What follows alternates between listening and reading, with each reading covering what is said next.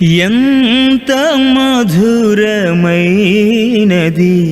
యెహోవా నామము. కుడి వచ్చిన మీ అందరికీ ప్రభు రక్షకుడైన యేసుక్రీస్తు వారి నామములో ఈ యొక్క ఉదయకాల సమయంలో వందనాలు తెలియజేస్తూ ఉన్నాం. మనము మన యొక్క ఆత్మీయ జీవితం అనేటువంటిది ఎలా ఉంది అని పరిశీలన చేయటానికి మనం ప్రారంభించడం జరిగింది. శరీరము ఎలాగైతే మనం ఎప్పుడు పరిశీలన చేసుకుంటూ ఉంటామో, శరీరం ఎప్పుడు కూడా ఆరోగ్యంగా ఉండటానికి మనం అనేక విధాలైనటువంటి శ్రద్ధలు మనము తీసుకుంటూ ఉంటామో, అలాగనే ఆత్మీయ జీవితం అనేటువంటిది కూడా పరిశీలన చేసుకోవలసినటువంటి అవసరం ఉంది అనేటువంటి విషయాన్ని మనం గమనించాం. మనము తరచుగా చూసేటువంటి విషయం ఏమిటి అంటే, ప్రార్థనకు వస్తూ వెళ్తూ ఉంటూ ఉంటాం, కానీ మనము మన ఆత్మీయ జీవితం అనేటువంటిది ఏ స్థితిలో ఉంది అనేటువంటిది పరిశీలన చేయడానికి చాలా వరకు మనం ఏం చేస్తూ ఉంటామంటే, అసలు ఆలోచన చేయనటువంటి ఒక స్థితిలో ఉంటూ ఉంటాం. నా ఆత్మ పరిస్థితి ఎట్లా ఉంది, నేను బలంగా ఉన్నానా, నేను వృద్ధి చెందుతూ ఉన్నానా, ఈ విషయాలను మనం గమనించాం. లోకంలో కనుక గమనించినట్లయితే పిల్లలు పుట్టిన దగ్గర నుంచి వాళ్ళని ఏం చేస్తూ ఉంటారంటే, వేయింగ్ మిషన్లో వెయిట్ చూస్తూ ఉంటారు. పెంచేటువంటి క్రమంలో ఆ వెయిట్ అనేటువంటిది పెరుగుతూ ఉందనుకోండి, బిడ్డ శారీరకంగా వృద్ధి చెందుతున్నారు అని అర్థం. అంటే ఏ వయసుకు ఎంత బరువు ఉండాలి, ఏ వయసుకు ఎంత ఎత్తు ఉండాలి, ఆడపిల్లలైతే ఎంత బరువు, మగపిల్లలైతే ఎంత బరువు, ఇదంతా కూడా ఉంటుంది వాళ్ళ దగ్గర డాటా. కానీ ఆత్మీయ జీవితానికి ఇటువంటిది దాదాపుగా మనం పరిశీలన చేయం. కానీ ఆత్మ కూడా అభివృద్ధి ఉంటుంది, వృద్ధి ఉంటుంది అనేటువంటిది పదే పదే మనం దేవుని వాక్యంలో మనం వింటూ ఉంటాం. ఉదాహరణకు మనం గమనించినట్లయితే ఎఫెసీయులకు రాసినటువంటి పత్రిక మనం గమనించినట్లయితే, అపోస్తలుడైనటువంటి పౌలు ఎఫెసులో ఉన్నటువంటి క్రైస్తవులకు తెలియజేస్తూ ఈ రీతిగా చెప్తూ ఉంటాడు. అపోస్తలుడైనటువంటి పౌలు ఎఫెసీయులకు రాసినటువంటి పత్రికను మనం గమనించినప్పుడు అక్కడ ఉన్నటువంటి క్రైస్తవులకు ఆత్మ సంబంధమైనటువంటి అభివృద్ధిని గురించి ఆయన మాట్లాడుతూ ఈ రీతిగా చెప్తూ ఉంటాడు. 4వ అధ్యాయము మనం గమనించినప్పుడు 4వ అధ్యాయంలో 14వ వచనము, అందువలన మనం ఇక మీదట పసిపిల్లలమై ఉండి మనుషుల మాయోపాయముల చేత వంచనతోనూ తప్పు మార్గమునకు లాగు కుయుక్తితోనూ గాలికి కొట్టుకొని పోవునట్లు కల్పింపబడిన ప్రతి ఉపదేశానికి ఇటు అటు కొట్టుకొని పోవచ్చు, అల్ల చేత ఎగరగొట్టబడినట్లు ఉండక అని చెప్పేసి అంటున్నాడు. ఇక మీదట మనం పసిపిల్లలుగా ఉండొద్దు. అంతేకాదు ఇక్కడ చెప్తున్నాడు, అటు ఇటు కొట్టుకొని పోయేటువంటి వారముగా మనం ఉండవద్దు అని అంటున్నాడు. మరి ఎలా ఉండాలి అంటే 15వ వచనంలో, ప్రేమ కలిగి సత్యము చెప్పుచు క్రీస్తు వలె ఉండుటకు మనము అన్ని విషయములలో ఎదుగుదాము, మనము అన్ని విషయాలలో ఎదుగుదాం అని చెప్పేసి అంటున్నాడు.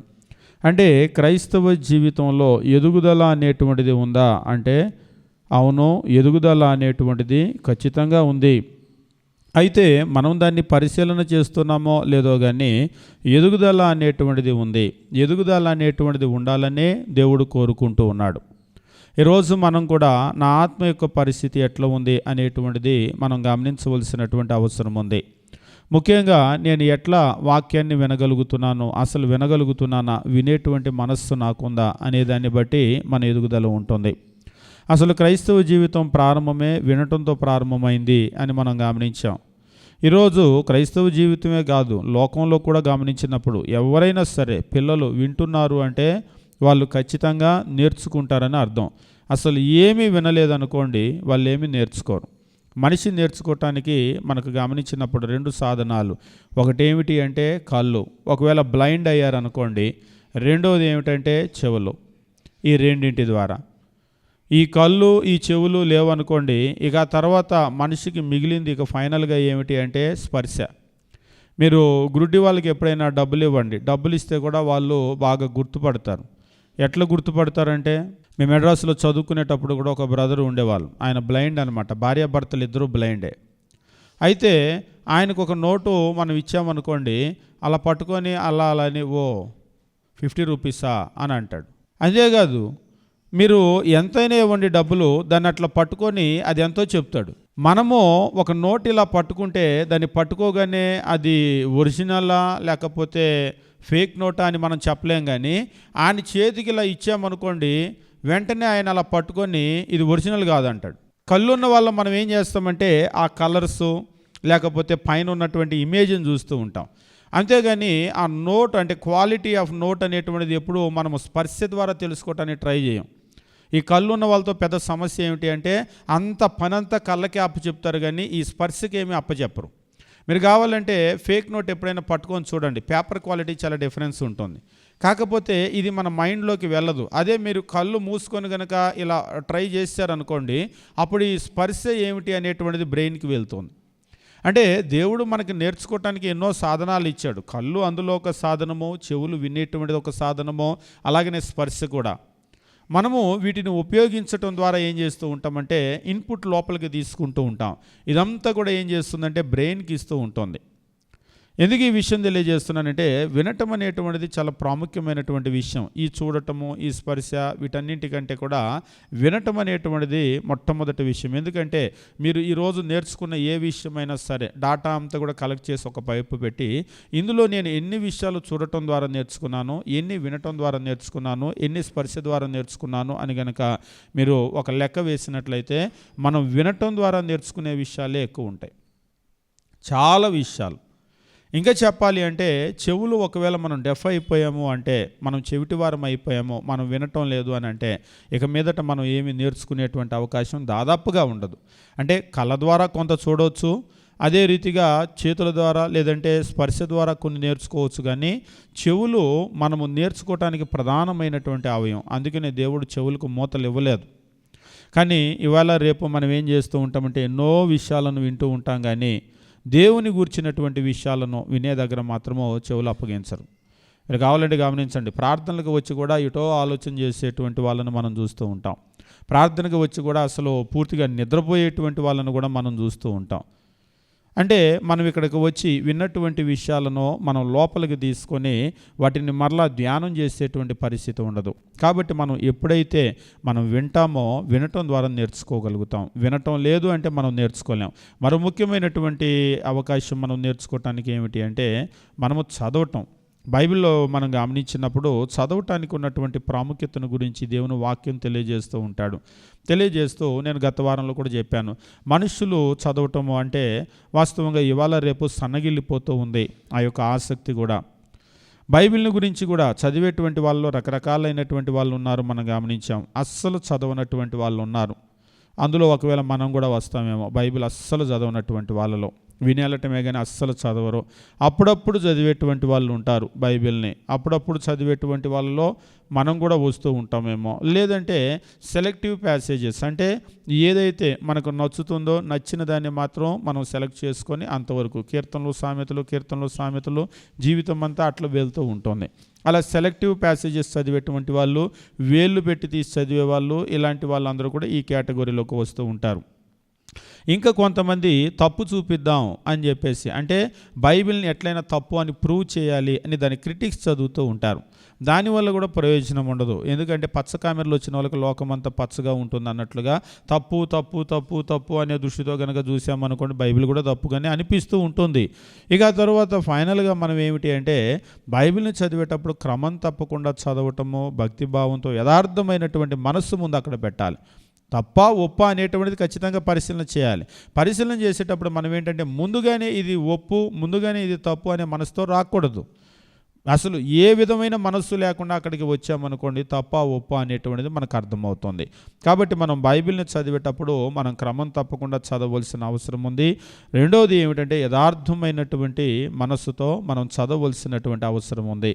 బైబిల్ని చదవటంలో, దేవుని వాక్యాన్ని చదవటంలో ఉన్నటువంటి ఆశీర్వాదాన్ని గురించి, అంటే బైబిల్ని చదవటం అనేటువంటిది ఎందుకు అంత ఇంపార్టెంట్, అందులో ఉన్నటువంటి మేలేమిటి అని మనం పరిశీలన చేసినట్లయితే మొట్టమొదటి విషయం ఏమిటి అంటే కీర్తనల గ్రంథం 1వ కీర్తన 1-3 వచనాలు మనం గమనించేటప్పుడు దేవుని వాక్యం ఈ రీతిగా తెలియజేస్తూ ఉంటాడు. కీర్తనల గ్రంథము దాదాపుగా ఇది చాలామంది బట్టి పడుతూ ఉంటారు, బైహార్ట్ చేస్తూ ఉంటారు. దుష్టుల ఆలోచన చొప్పున నడవక, పాపుల మార్గమున నిలవక, అపహాసకులు కూర్చుండు చోటన కూర్చుండక, యెహోవా ధర్మశాస్త్రమునందు ఆనందించుచు దీవారాత్రము దాన్ని ధ్యానించువాడు ధన్యుడు. దీవారాత్రులు ధ్యానించువాడు ధన్యుడు అని అంటారు కొంతమంది. ఇక్కడైతే అట్లా చెప్పలేదు. 2వ వచనము యెహోవా ధర్మశాస్త్రమునందు ఆనందించుచు దీవారాత్రము ధ్యానించువాడు. బాధపడుతూ ధ్యానించేవాడు కాదు, చదవాలిగా మరి రాత్రిపూట ఒక అధ్యాయం అని వాళ్ళు ఆవులిస్తా చదువుకుంటూ ఉంటారు కొంతమంది. అంటే ఉదయం ఒక అధ్యాయం సాయంత్రం ఒక అధ్యాయం చదవాలని అనుకున్నామని బలవంతంగా చదువుతారు. లేకపోతే కొంతమంది ఏం చేస్తారంటే బైబిల్ చదువు అంటారు పిల్లల్ని తల్లిదండ్రులు. ఇక వాళ్ళ బాధపడలేక వీళ్ళు బైబిల్ చదువుతూ ఉంటారు. అలాగ బాధతోనో బలవంతంతోనో చదివితే అటువంటి వాళ్ళు ధన్యులు అని చెప్పలేదు.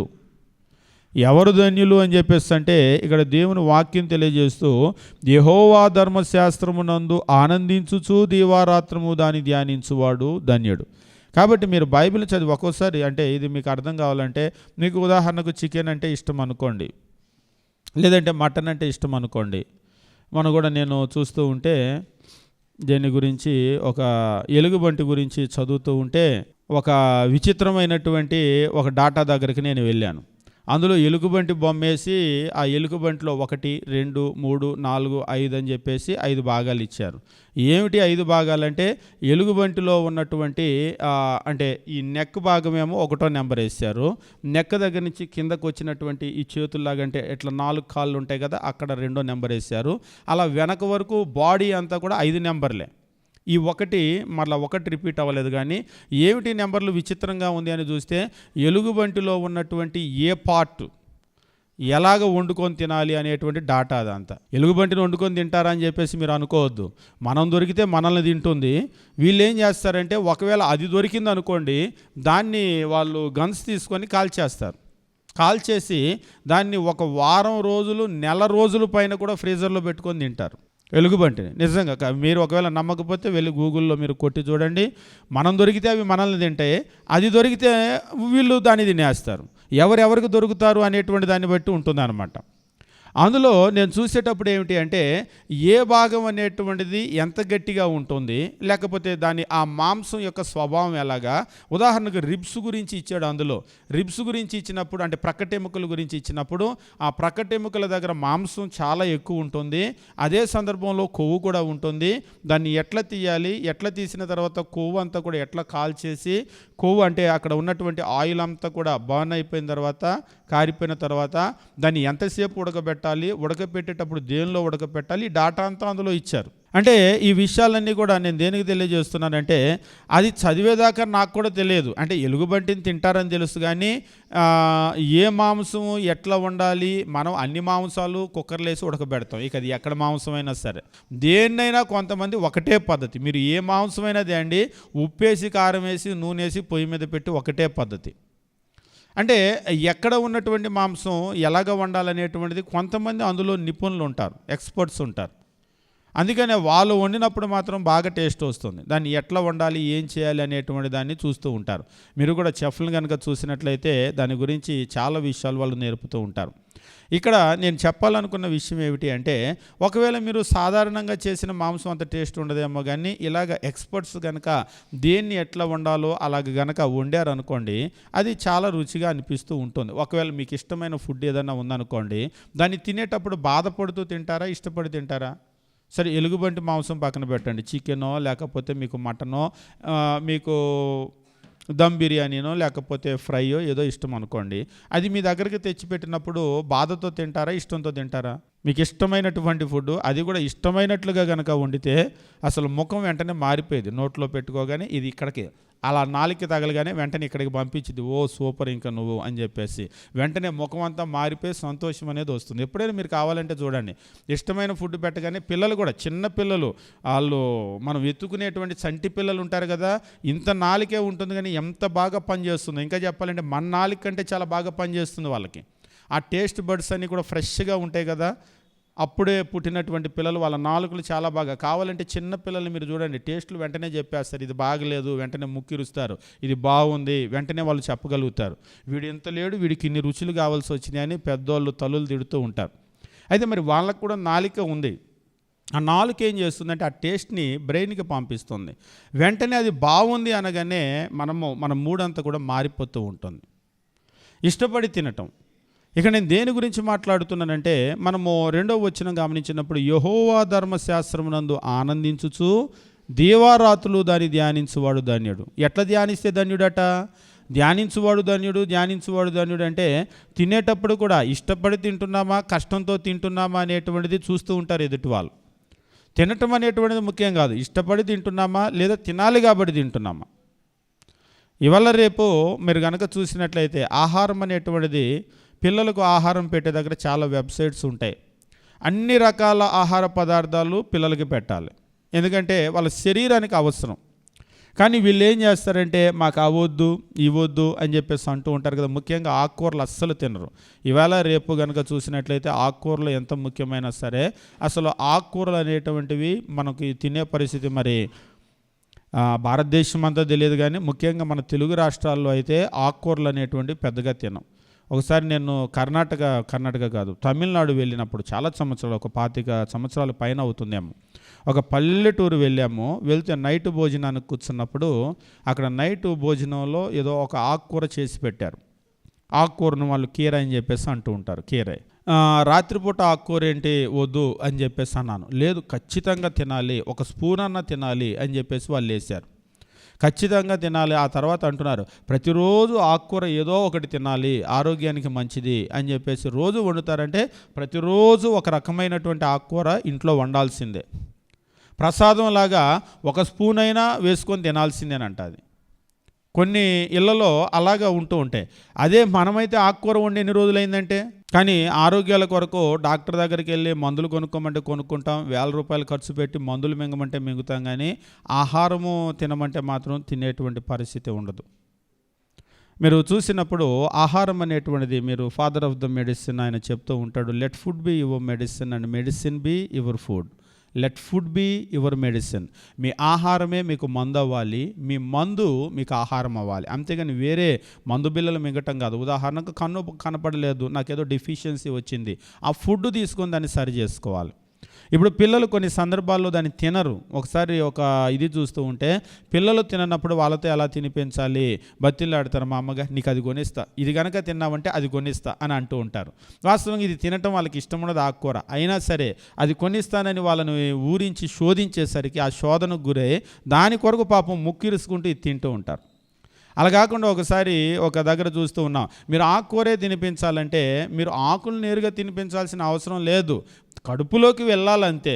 కాబట్టి దాన్ని ఏ చపాతీనో చేసేటప్పుడు ఉడకబెట్టి అందులో కలిపేసేయండి. లేదా ఒక క్యారెట్ మీరు ఇవ్వాలనుకున్నారు, విడిగా క్యారెట్ తినకపోతే దాన్ని ఉడకబెట్టేసి అందులో కలిపేసి పిండిలో కలిపేసి క్యారెట్ మీరు అది చేసేసేయండి చపాతీ. ఏం తినిపించాలనుకుంటారో వాళ్ళ కడుపులోకి వెళ్ళిపోవాలంతే.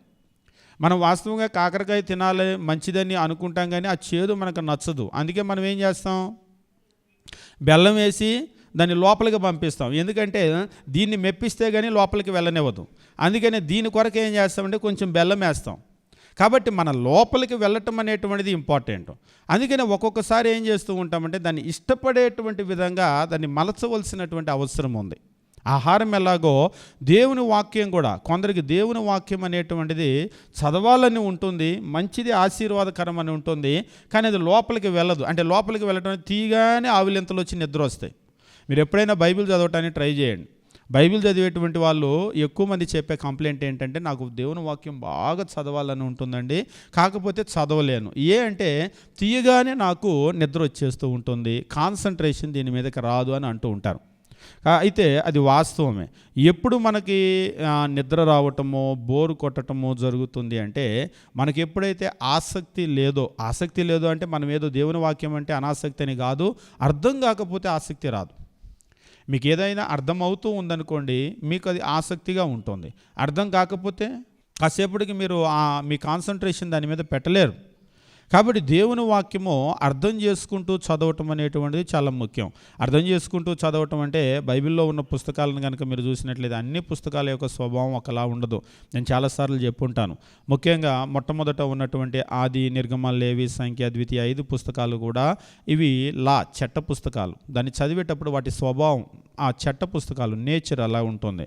యెహోషువ దగ్గర నుంచి కనుక మీరు గమనించినట్లయితే ఎస్తేరు గ్రంథం వరకు ఇవి హిస్టరీ పుస్తకాలు. దీన్ని చదివేటప్పుడు ఒక హిస్టరీ బుక్ని డీల్ చేసినట్లుగా చేయాలి. తర్వాత యోబు గ్రంథం నుంచి పరమగీతం వరకు ఇది హీబ్రూ పొయిటరీ, తెలుగులో తర్జుమా చేసి రాశారు, కానీ ఇది పొయిటరీని చదివేటప్పుడు పొయిటరీ లాగానే దాన్ని డీల్ చేయాలి. ఇక తర్వాత యెషయా గ్రంథం దగ్గర నుంచి మలాకీ వరకు అవన్నీ కూడా ప్రాఫిటిక్ బుక్స్. అవి చదివేటప్పుడు ఒక ప్రాఫెసీని ఎట్లా తీసుకోవాలో ఒక హిస్టరీ బుక్ లాగా, ఒక పొయిటరీ లాగా డీల్ చేస్తే అది అర్థం కాదు. మనకి తెలిసింది ఏంటంటే ఏదైనా బైబిలే తీసి చదవటం మొదలు పెడతాం. ఈలోపు అది ఎక్కకపోగా ఏంటంటే ఆసక్తి లేకపోతే మనకి ఇందాక చెప్పినట్టుగా నిద్ర వస్తుంది.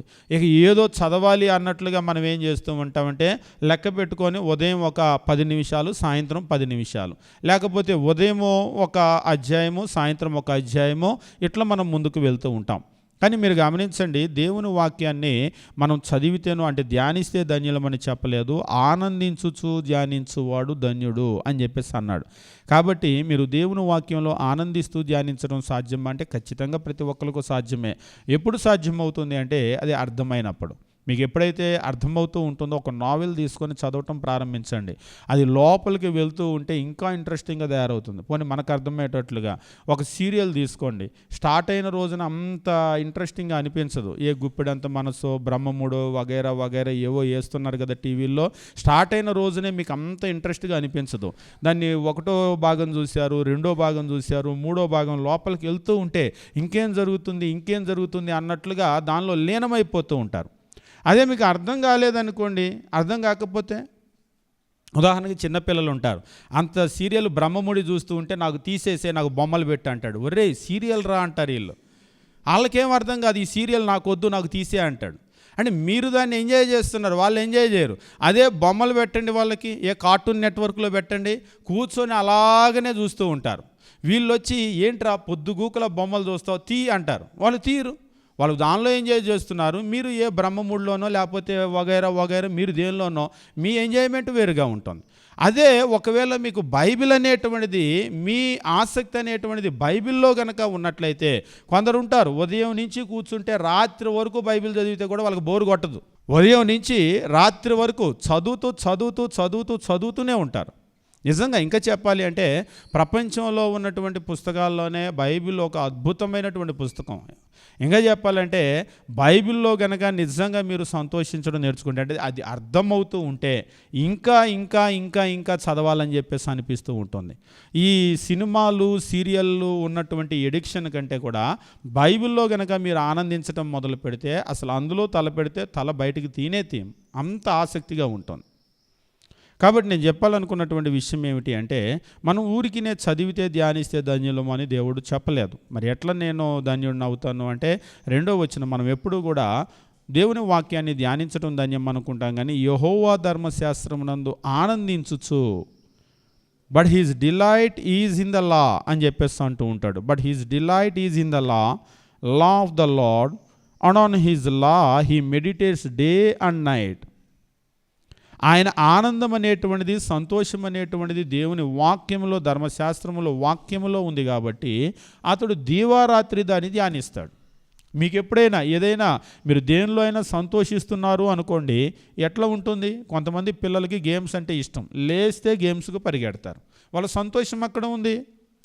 కొంతమందికి ఒకవేళ వాళ్ళ సంతోషం ఎందులోనే ఉంది, లేస్తే వాళ్ళు దాని దగ్గరికి పరిగెడతారు.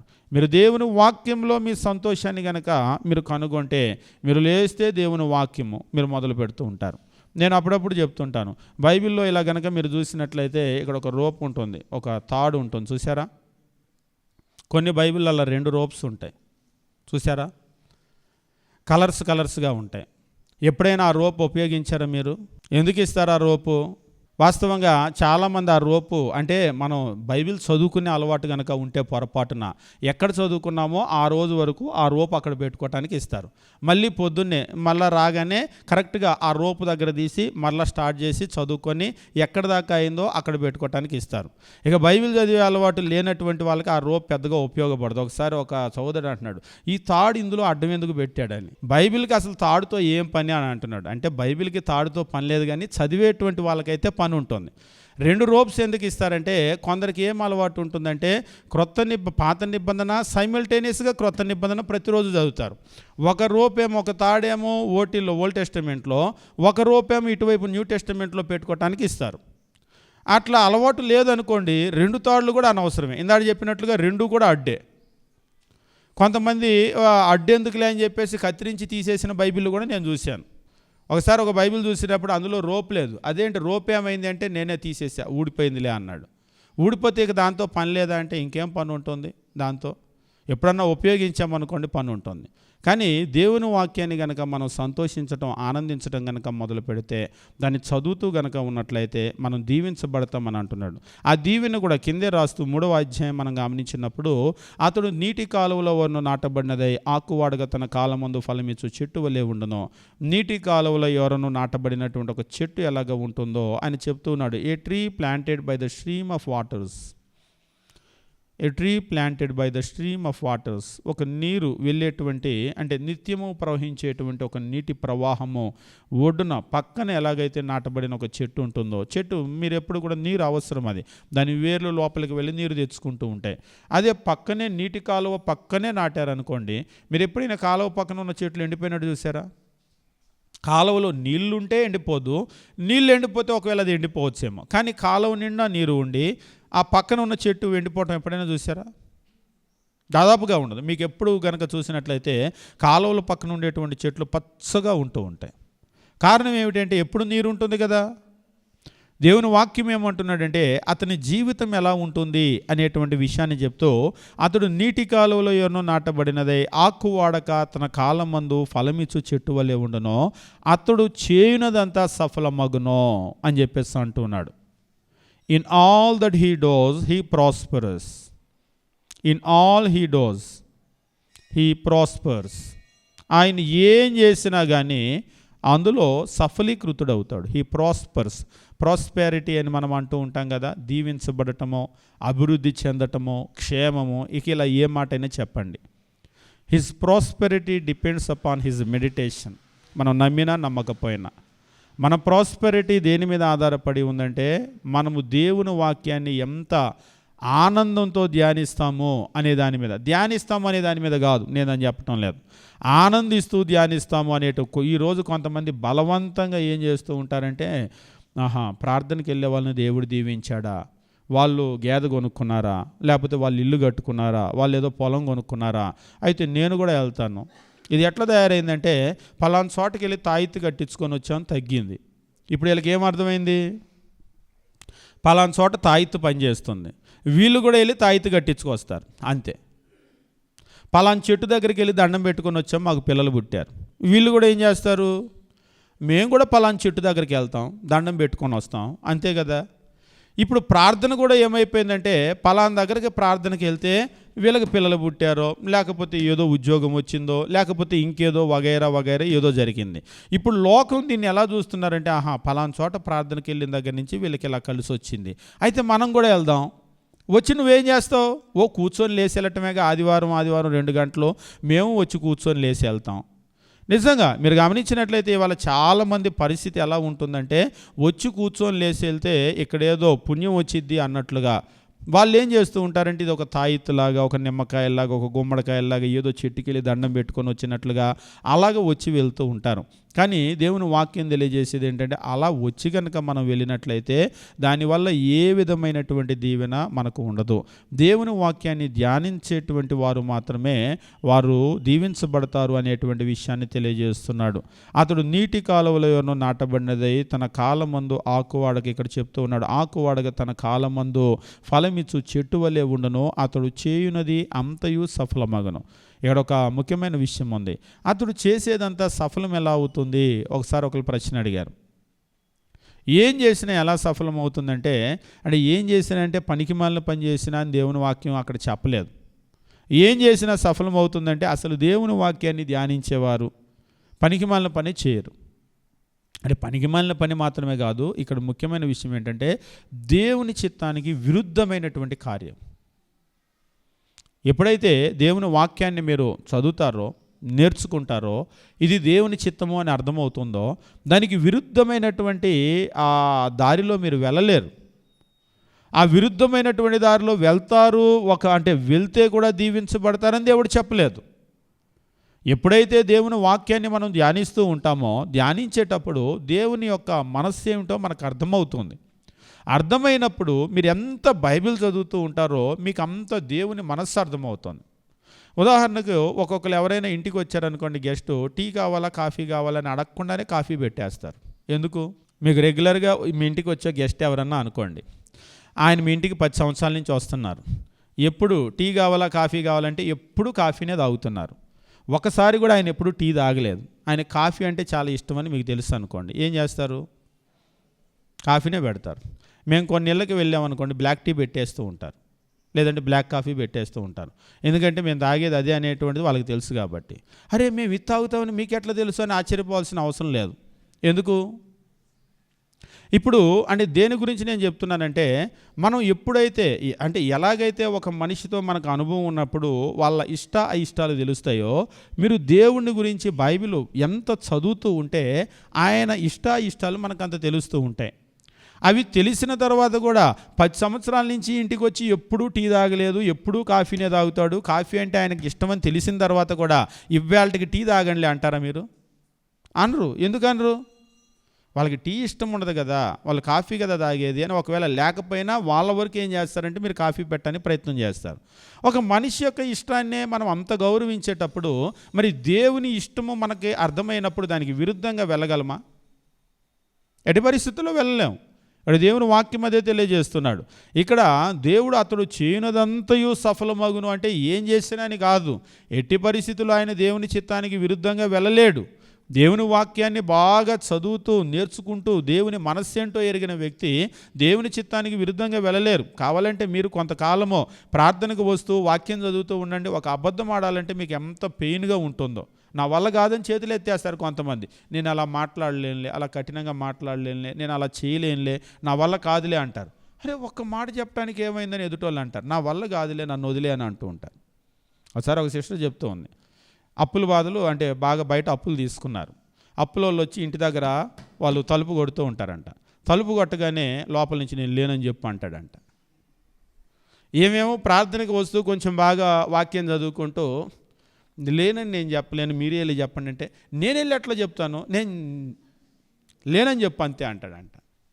పాపం ఆమె అక్కడికి వెళ్ళాము, చూస్తూ లేడండి ఆయన అని చెప్పలేదు. ఒక్క మాట చెప్పడానికి నీకేంటి నొప్పి అంటాడంట. నా వల్ల కాదులే, నేను చెప్పలేను ఆమె అంటూ ఉంటుంది. ఎప్పుడు ఇదే తంతండి, మా ఇద్దరి మధ్య ఇదే విషయంలో చర్చ జరుగుతుంది. ఒక్క మాట చెప్తే నీ సొమ్మేం పోయిద్దా అంటాడు. ఒక్క మాట కూడా నేను చెప్పలేను అంటే, ఒక్క మాట ప్రార్థనకి వెళ్ళే వాళ్ళు ఎవరు అబద్ధం ఆడలేదా? నువ్వు ఒక్కదానివే పైనుంచి దిగొచ్చావా అంటాడంట. అంటే ప్రార్థనకి వెళ్ళే వాళ్ళు కూడా అబద్ధాలు ఆడేవాళ్ళు ఉన్నారు, మోసం చేసేవాళ్ళు ఉన్నారు, అన్యాయం చేసేవాళ్ళు ఉన్నారు. ఆయన వాళ్ళందరినీ చూస్తూ ఉన్నాడు. కానీ ప్రార్థనకి వెళ్ళే వాళ్ళలో కూడా భక్తిగా జీవించాలని ప్రయత్నం చేసేవాళ్ళు ఉన్నారు కదా, జీవించే వాళ్ళు ఉన్నారు కదా. ఈమె వాళ్ళని చూస్తుంది. అంటే నువ్వు ఎటువైపు చూస్తున్నావు అనే దాని మీద ఆధారపడి ఉంటుంది. వాస్తవంగా ఎందుకంత ఇబ్బంది, నీకు ఏంటంత నొప్పి అంటే దేవుని వాక్యాన్ని మనం చదివేటప్పుడు ఉదాహరణకి కరెక్ట్గా అబద్ధం చెబుదామని గేటు దాకా వెళ్ళి ఆయన లేడు అని చెప్పబోయింది అనుకోండి, అబద్ధికులందరూ కూడా అగ్ని గంధకములతో మండే గుండములో పాలు పొందుది, ఇది రెండో మరణం అని గుర్తొచ్చింది అనుకోండి, అయినా చెప్పగలిగిద్దా? చెప్పలేదు. ఒక మాట చెప్పటం ఎందుకు, నేను ఆ అగ్నిగుండంలో పట్టడం ఎందుకు ఇంత కష్టపడి, నా వల్ల కాదులే. మీకు ఎప్పుడైనా చూడండి, మనము దేవుని వాక్యం చదువుతూ ఉన్నప్పుడు మనకుండే ఒక బెనిఫిట్ ఏమిటి అంటే, ఏదైనా విరుద్ధంగా నడుచుకుందాం, మనం గుర్తులేదు దేవుని వాక్యం అనుకుంటాం, కానీ గుర్తులేదు కాదు, అది ఎప్పుడు గుర్తు రావాలో కరెక్ట్గా అక్కడ గుర్తు వచ్చింది. మీరు కావాలంటే గమనించండి, మీరు విన్నటువంటి వాక్యం ఎటో పోదు, ఇప్పటికిప్పుడు గడగడ బట్టి అప్పచెప్పు అన్నట్లుగా మనం చెప్పలేం. కానీ ఉదాహరణకు విరుద్ధమైనటువంటి ఇటువంటి ఒక సిచ్యువేషన్ వచ్చింది, అక్కడ మనం విరుద్ధంగా నడుచుకోవాలి అనుకున్నప్పుడు అప్పుడు గుర్తుకొస్తాయి లోపల నుంచి ఆ విషయాలన్నీ. గుర్తుకొచ్చి ఎట్టి పరిస్థితుల్లో మిమ్మల్ని ముందుకు వెళ్ళనివ్వదు. దేవుని వాక్యానికి ఆ శక్తి ఉంటుంది. కాబట్టి దేవుని వాక్యము ధ్యానించేటువంటి వాళ్ళు, అది కూడా సంతోషంతో ఆనందిస్తూ ధ్యానించేటువంటి వాళ్ళని గురించి చెప్తూ అతడు గురించి మాట్లాడుతూ, నీటి కాలువలో ఎవరినో నాటబడినటువంటి ఒక చెట్టు దాని కాలములో ఎలాగైతే అది ఆకు వాడకుండా ఫలమిస్తూ ఉంటుందో అలాగనే వారి జీవితం కూడా ఉంటుంది అనేటువంటి విషయాన్ని చెప్తున్నాడు. ఇక్కడ మనము అలాగ సఫలీకృతులం అవ్వాలి అంటే, అతడు చేయనుదంతా సఫలం అవ్వాలి అంటే చేయవలసినటువంటి ఒక విషయం ఏమిటంటే, నిజంగా దేవుని వాక్యాన్ని సంతోషంతో ధ్యానిస్తే ఇంత దీవెన ఉంటుంది అనేటువంటిది ఎవరైనా నమ్మగలరా? మీరు కావాలంటే ఒక చిన్న డాటా ఇంటికి వెళ్ళిన తర్వాత ఇవాళ ట్రై చేయండి.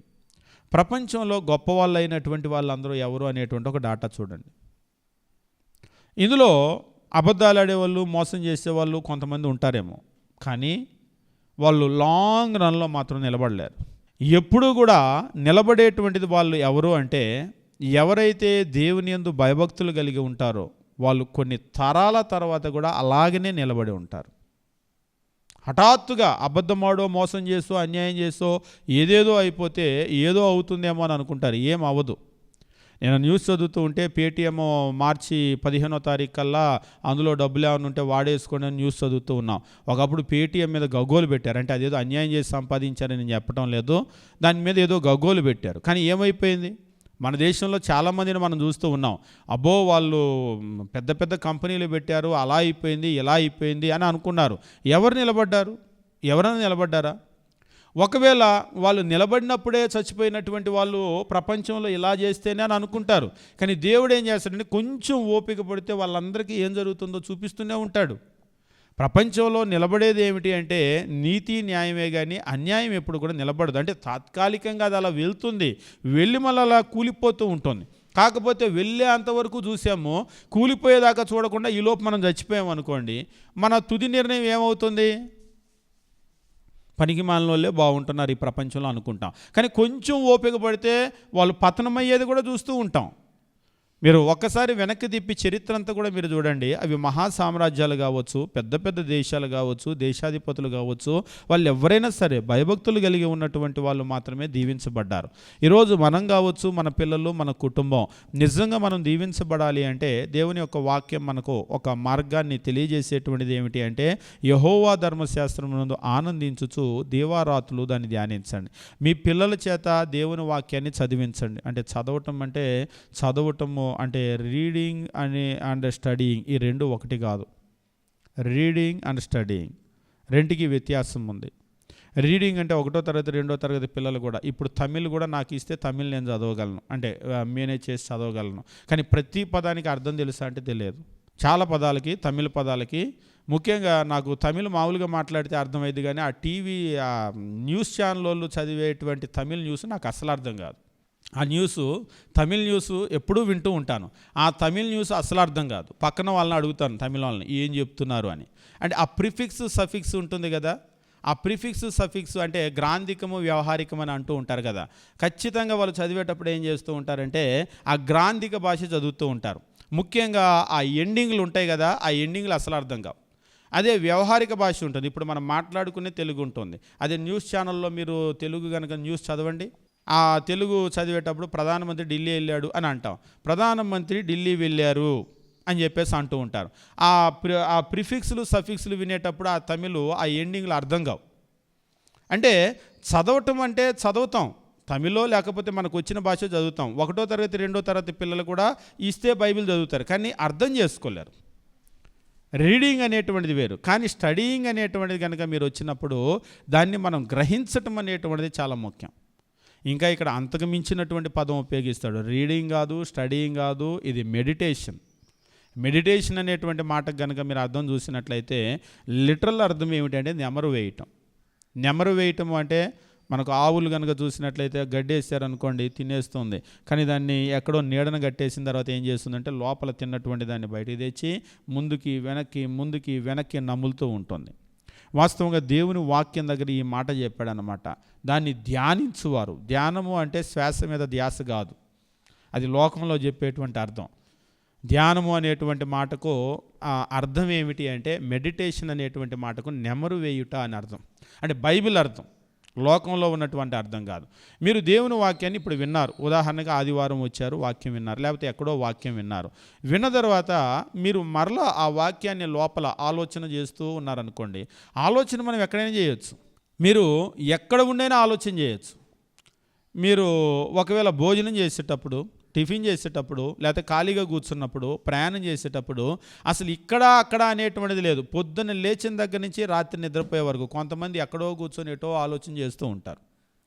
మనిషి ఇక్కడ ఉంటారు కానీ ఎటెటో ఆలోచన చేస్తూ ఉంటారు. అంటే ఎటో ఏవో విషయాల మీద ఆలోచన చేయటం మాత్రమే కాదు, దేవుని వాక్యం మీద కూడా మన ఆలోచన అనేటువంటిది మనం పెట్టవచ్చు. దేవుని వాక్యం మీద మన ఆలోచన అనేటువంటిది మనం ఉంచవచ్చు.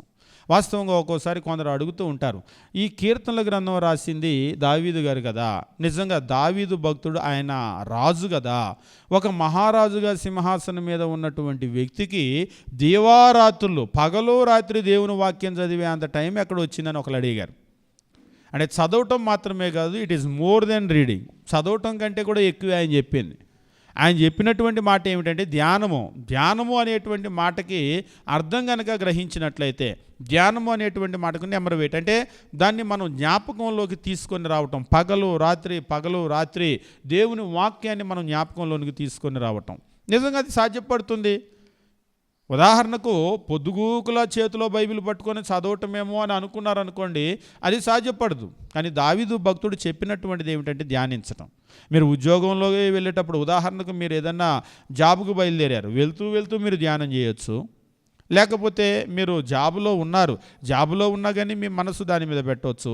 మనం ఉదయం లేచిన దగ్గర నుంచి రాత్రి వరకు మనం ఈ ప్లేసు ఆ ప్లేస్ అనేటువంటిది లేదు, ఇది సాధ్యపడుతుంది. అట్లా ఎవరైతే ఉండగలుగుతారో వాళ్ళని గురించి మాట్లాడుతూ వాళ్ళు చేసేదంతా కూడా సఫలమవుతుంది అని అంటాడు. ఇక ప్రకటన గ్రంథంలో కనుక మీరు గమనించినట్లయితే 1వ అధ్యాయం 3వ వచనము, ఇది బాగా అందరికీ కూడా చాలా ఫేమస్ వచనం అన్నమాట. ప్రకటన గ్రంథం 1వ అధ్యాయం 3వ వచనము, సమయము సమీపించింది గనుక ఈ ప్రవచన వాక్యములు చదువువాడు, వాటిని విని ఇందులో వ్రాయబడిన సంగతులు గైకొనువారు ధన్యులు అని చెప్పేసి అంటూ ఉంటాడు. వీటిని చదివేటువంటి వాళ్ళు, వినేటువంటి వాళ్ళు, గైకొనేటువంటి వాళ్ళు ధన్యులు అని అన్నారు. కాబట్టి ఇక్కడ సమయం సమీపించింది కాబట్టి దీన్ని చదివేటువంటి వాళ్ళు, నిజంగా ప్రకటన గ్రంథము వినేటప్పుడు ఒకసారి ఒక వ్యక్తి ఒక విషయాన్ని తెలియజేశాడు. మొదటి శతాబ్దంలో గనక ఉన్న క్రైస్తవులను మీరు ఆలోచన చేస్తే విపరీతమైనటువంటి శ్రమలు. ఎలాంటి శ్రమలు అంటే, ఒక్కొక్కసారి మీరు పిల్లల్ని చూస్తూ ఉంటారు. పిల్లల్ని చూసేటప్పుడు మేము చిన్నప్పుడు చదువుకునేటప్పుడు కూడా మార్కులు కనుక తక్కువ వచ్చినాయి అనుకోండి, 25కి 20 మార్కులు కనుక తగ్గిన వాళ్ళందరికీ ఈవేళ కొట్టట్లేదు కానీ స్కూల్లో ఆ రోజుల్లో పిచ్చి కోటింగ్ వేసేవాళ్ళు. నిజంగా కర్ర తీసుకొని కొడితే ఇలాగ ఎర్రగా ఇలా గాడి పడిపోయేది. ఆ లైన్ అలాగ వెళ్తూ ఉంటే నీకెన్ని మార్కులు అని చెప్పేసి 20కి ఎన్ని తగ్గితే అన్ని దెబ్బలు కొట్టేవాళ్ళు. ఆ లైన్ అలా వెళ్తూ ఉంటేనే మనం దగ్గరకు వస్తుంటేనే మన పని అయిపోతూ ఉంటుంది. వాళ్ళు నిజంగా కర్రతో కొట్టాల్సిన పని లేదు, దగ్గరకు వస్తుంటేనే ముందోళ్ళ దెబ్బలు చూసి వీళ్ళు భయపడిపోతారు. అలాంటి పరిస్థితి ఉంటుంది. అంటే దేని గురించి నేను తెలియజేస్తున్నా అంటే, మొదటి శతాబ్దంలో ఉన్నటువంటి క్రైస్తవ్యాన్ని కూడా మీరు గమనించినప్పుడు వాళ్ళు చనిపోయారు, వీళ్ళు చనిపోయారు, అలాగా చావు దగ్గరకు వస్తూ ఉందనుకోండి, ఎట్లా ఉంటుంది పరిస్థితి? అంటే క్రైస్తవులు దేవుని వాక్యాన్ని ఎరిగిన వాళ్ళు చాలా ధైర్యంగానే ఉన్నారు. నిజంగా వాళ్ళను చంపుతుంటే కూడా ధైర్యంగానే ఉన్నారు. ఎక్కడ వాళ్ళేమీ చెదిరిపోలేదు. కాకపోతే వాళ్ళలాంటి విశ్వాసం లేదు కదా మనలాంటి వాళ్ళు అనుకోండి. మొదటి శతాబ్దంలో దేవుడు తీసుకెళ్ళి కరెక్ట్గా మనల్ని ఆ టౌన్లో ఎక్కడో పెట్టినప్పుడు అక్కడ ఉన్నటువంటి రోమీలందరూ కూడా ఏం చేస్తున్నారంటే, క్రీస్తు ప్రభు యందు ఎవరైతే భయభక్తులుగా ఉన్నారో వాళ్ళని టార్గెట్ చేసి అందరినీ కూడా పట్టుకుంటూ ఉన్నారు. విశ్వాసంలో బాగున్న వాళ్ళు అయితే బాగానే ఉంటుంది. మన ముందే ఏం చేశారంటే సింహాల బోన్లోకి నెట్టారు ఒక వ్యక్తిని. నెట్టినప్పటికీ కూడా ఆయన ఏ విధంగా తొనకకుండా బెనకకుండా నేను క్రైస్తవుడనే అని చెప్పేసి ఆయన చెప్తూ, అలాగనే సింహం మీద పడితే చీలుస్తూ ఉంటే, బ్రతికున్న మనిషిని చీలుస్తూ ఉంటే కేకలు పెడుతూ అలాగనే చనిపోయాడు. నెక్స్ట్ మన వంతు వచ్చింది అనుకోండి. ఈ అరాకొర విశ్వాసంతో మనం ఏం చేస్తాం? సరే నీ సంగతి ఏంటి చెప్పు, నువ్వు క్రైస్తవుడువా అని అన్నారు. ఏమంటాం? సింహం ఎదురుగా కనబడుతోంది, ఎదురుగా మనల్ని నించోబెట్టారు, నీ పరిస్థితి ఏంటి చెప్పు, నువ్వు క్రైస్తవుడువా అన్నారు. నేను క్రైస్తవుడేనండి, తీయండి డోర్, లోపలికి వెళ్తా అంటామా? ఎందుకు ఇంకా డిస్కషను? నేను కూడా క్రైస్తవుడినే, తీస్తే లోపలికి వెళ్ళిపోతా అంటామా? అసలు అక్కడ లోపల అరుపులు కేకలు చూస్తూ ఉంటేనే ఇక్కడ గుండెలు జారిపోతూ ఉంటాయి మనకి. ఇలాంటి పరిస్థితులు నిజంగా వాళ్ళ పరిస్థితి ఎట్లా ఉందంటే, మీరు పాలికార్పును ఒకసారి ఇంటికి వెళ్ళిన తర్వాత పాలికార్పు గురించి మీరు చదవండి. హీరోస్ ఆఫ్ ద చర్చ్ అని చెప్పేసి ఫస్ట్ సెంచరీలో ఉన్నటువంటి వాళ్ళ విశ్వాసాన్ని ఎట్లా నిలబెట్టుకున్నారనేటువంటిది. పాలికార్పుని గురించి కూడా చదివేటప్పుడు నిజంగా వాస్తవంగా ఆయన పారిపోయి ఏమీ దాక్కోలేదు. కాకపోతే ఏం చేశారంటే, ఉన్నటువంటి క్రైస్తవులందరూ కూడా ఉన్న క్రిస్టియన్ లీడర్స్ అందరినీ కూడా పట్టుకుంటూ ఉన్న సందర్భంలో మీరు ఉంటే మిమ్మల్ని కూడా తీసుకొని వెళ్ళిపోతారని ఆయన తీసుకొని వెళ్ళిపోయి దాచేస్తే వాళ్ళు ఎట్లయినా సమాచారం పట్టుకుంటారు కదా. పట్టుకొని ఆయన ఉన్నటువంటి ఇంటిని చుట్టుముట్టినటువంటి సందర్భంలో పాలికార్ప్ అంటే ఎవరో ఎవరో ఎవరో ఎవరో అని యాంగ్జైటీ ఉంటుంది కదా, ఇంతకాలం నుంచి తిరుగుతున్నాం, ఇంతమంది తిరుగుతున్నాం, పాలికార్ప్ అంట అని తీరా లోపలికి వెళ్ళేసరికి ఊగిపోయే ముసలివాడు కనబడ్డాడు. ఈయన పాలికార్ప్ అంటే, ఈయన గురించే ఇంతమంది యోధులు, ఇన్ని గుర్రాలు, ఇన్ని రథాలు, ఇంతమంది తిరుగుతున్నారని. నిజంగా అక్కడ అలాంటి సందర్భంలో పాలికార్ప్ కాదు, ఎక్కడో వెళ్ళిపోయి ఒక మారుమూల, ఒక లోపల ఉన్నటువంటి ఆ ఫామ్ హౌసులు, అడవులు అని అంటారు కదా, అలాగ ఒక చిన్న ఇంట్లో మనం దాక్కొని ఉన్నాం అనుకోండి, వచ్చి మనల్ని పట్టుకోబోతున్నారు, చుట్టుపక్కల వాళ్ళని పట్టుకుంటున్నారు అంటే మన పరిస్థితి ఎలా ఉంటుంది? ఒక వ్యక్తి చెప్తూ ఉన్నాడు, ప్రకటన గ్రంథం అనేటువంటిది నిజంగా ఎంత అద్భుతమైనటువంటి పుస్తకం అంటే, బిక్కు బిక్కుమంటూ వాళ్ళ విశ్వాసం కదిలిపోయేటువంటి పరిస్థితిలో ఈ ప్రకటన గ్రంథాన్ని కనుక తీసుకొని నిజంగా చదివి అర్థం చేసుకుంటే ఈ పుస్తకం అయిపోయేసరికి అతడు ఒక హీరోలాగా మారిపోతాడు. అంటే హీరో అంటే మీరు లోకంలో చూసేటువంటి హీరోలు కాదు, విశ్వాస విషయంలో నిజంగా ఒక అద్భుతమైనటువంటి ఒక వ్యక్తిగా అతను మారిపోతాడు. ఒక బలశాలిలాగా, ఒక యోధుడిలాగా మారిపోతాడు నిజంగా ఈ పుస్తకం అర్థమైతే. మీరు ప్రకటన గ్రంథం 1వ అధ్యాయం, 2వ అధ్యాయం, 3వ అధ్యాయం మీరు చదువుకుంటూ వెళ్ళండి. మీరు చదువుకుంటూ కనుక వెళ్తే అందులో ఉన్నటువంటి విషయాలు చాలా ఎంత ప్రోత్సాహాన్ని వాళ్ళకి ఇస్తూ ఉంటాయంటే, వాళ్ళకి మీరు ప్రకటన గ్రంథం ఎప్పుడైనా సరే చదివేటప్పుడు ఒకసారి మీరు గమనించండి. ఒక విషయాన్ని చెప్పి నేను మళ్ళీ వెనక్కి వెళ్ళిపోతాను. ప్రకటన గ్రంథం మీరు చదివినప్పుడు ప్రకటన గ్రంథంలో ముఖ్యంగా 1, 2, 3 అధ్యాయాలు మీరు కనుక గమనించినట్లయితే, 1వ అధ్యాయం ఏమో ఇంట్రడక్షన్ ఇచ్చి 2, 3 అధ్యాయాల్లో 7 సంఘాలకు రాసినటువంటి పత్రికలు చెప్తూ ఉంటాడు. ఇక 4వ అధ్యాయం దగ్గర నుంచి కనుక గమనించినట్లయితే అక్కడ 4వ అధ్యాయము అక్కడ పరలోకంలో ఉన్నటువంటి సన్నివేశాన్ని, దృశ్యాన్ని చూపిస్తూ ఉంటాడు. 5వ అధ్యాయం మీరు గమనించినప్పుడు మీరు కనుక గమనించినట్లయితే ఒక పుస్తకాన్ని చూపిస్తూ ఉంటాడు. ఆ పుస్తకాన్ని చూపించి ఆ పుస్తకాన్ని విప్పటానికి ఎవరు యోగ్యులు అనేటువంటి విషయాన్ని చూపిస్తూ ఉంటాడు. క్రీస్తు ప్రభు వచ్చి ఆ ముద్ర వేయబడినటువంటి పుస్తకాలను విప్పుతూ ఉంటాడు. 7 ముద్రలు వేయబడిన పుస్తకం. ఇందులో ప్రకటన గ్రంథంలో ఆ 7 ముద్రలు, తర్వాత 7 బూరలు మీరు కనుక గమనించినట్లయితే, తర్వాత 7 ఉగ్రత పాత్రలు, వీటిని గురించి చెప్తాడు. ఇందులో అంటే అందరికీ కాదు, ఆసక్తి కలిగినటువంటి వాళ్ళకి అర్థమయ్యే విషయం ఏంటంటే, 6వ అధ్యాయం 1, 2 వచనాలు మీరు గమనించినప్పుడు ఆ గొర్రెపిల్ల 7 ముద్రలు మొదటి దానిని విప్పినప్పుడు, మొత్తం 7 ముద్రలు ఉన్నాయి కదా, ఈ 7 ముద్రల్లో మొదటి దాన్ని విప్పినప్పుడు నేను చూడగా ఆ 4 జీవుల్లో ఒకటి రమ్ము అని ఉరుము వంటి స్వరంతో చెప్పుట వింటిని. మరియు నేను చూడగా ఇదిగో ఒక తెల్ల గుర్రము కనబడెను, దాని మీద ఒకడు విల్లు పట్టుకొని కూర్చుండి ఉండెను. అతనికి ఒక కిరీటం ఇయ్యబడెను. అతడు జయించుటకు బయలు వెళ్ళెను. అతడు జయించుటకు బయలు వెళ్ళెను. మిమ్మల్ని ఎవరైనా సరే, ఉదాహరణకి రోమన్స్ మిమ్మల్ని అరెస్ట్ చేయడానికి వస్తూ ఉన్నారనుకోండి, అరెస్ట్ చేయడానికి వచ్చారు. వచ్చినప్పుడు ఉదాహరణకి ఆర్మీ ఒక 100 మందిని పంపారు, లేకపోతే ఒక 200 పంపారు అనుకోండి సోల్జర్స్ని, 200 మంది సోల్జర్స్ని పంపారు. ఇప్పుడు రోమన్స్ను మించినటువంటి బలశాలులు, యోధులు ఎవరైనా ఒక 1000 మంది ఇలా మిమ్మల్ని పట్టుకోబోయే ముందు ఆ 1000 మంది వచ్చి మీ ముందు నిల్చున్నారనుకోండి, మమ్మల్ని దాటి ఆయన్ని పట్టుకోండి అని అన్నారు ఆ రోమన్ ఆర్మీని. ఇప్పుడు ఎలా ఉంటుంది? ఇలాంటి సన్నివేశాలు, చేజింగ్లు అన్ని సినిమాల్లో కనబడుతూ ఉంటాయి. అలా దగ్గరకు వచ్చి పట్టుకోబోయే ముందే అలా హీరో వస్తూ ఉంటాడు, మీరు చూస్తూ ఉంటారు కదా. తెలుగు సినిమాల్లో అయితే మరీ అలా వస్తూ ఉంటాడు అనమాట. నిజంగా ఇది గమనించేటప్పుడు ఇది ఎంత అద్భుతమైనటువంటి సన్నివేశం అంటే అర్థమైతే, ఇక్కడ 1వ ముద్ర విప్పినప్పుడు కనబడినటువంటిది ఏమిటంటే ఒక తెల్ల గుర్రం కనబడింది. మనకి తెల్ల గుర్రము, నల్ల గుర్రము, ఎర్ర గుర్రము, సార్ల గుర్రము, ఏ గుర్రమైనా ఒకటే. అంతేగాని గుర్రానికి ఏమైనా ప్రత్యేకమైన అర్థం ఉంటుందా? మనకు సంబంధించి గుర్రం ఏ గుర్రమైనా ఒకటిగానే మనం చూస్తూ ఉంటాం, కాకపోతే రంగు తేడా అని అంటూ ఉంటాం. కానీ ఇక్కడ మీరు కనుక గమనించినట్లయితే తెల్ల గుర్రము అనేటువంటిది విజయానికి గుర్తు. ఆ రోజుల్లో 1st సెంచరీలో కనుక చూసినట్లయితే తెల్ల గుర్రము అనేటువంటిది విజయానికి గుర్తు.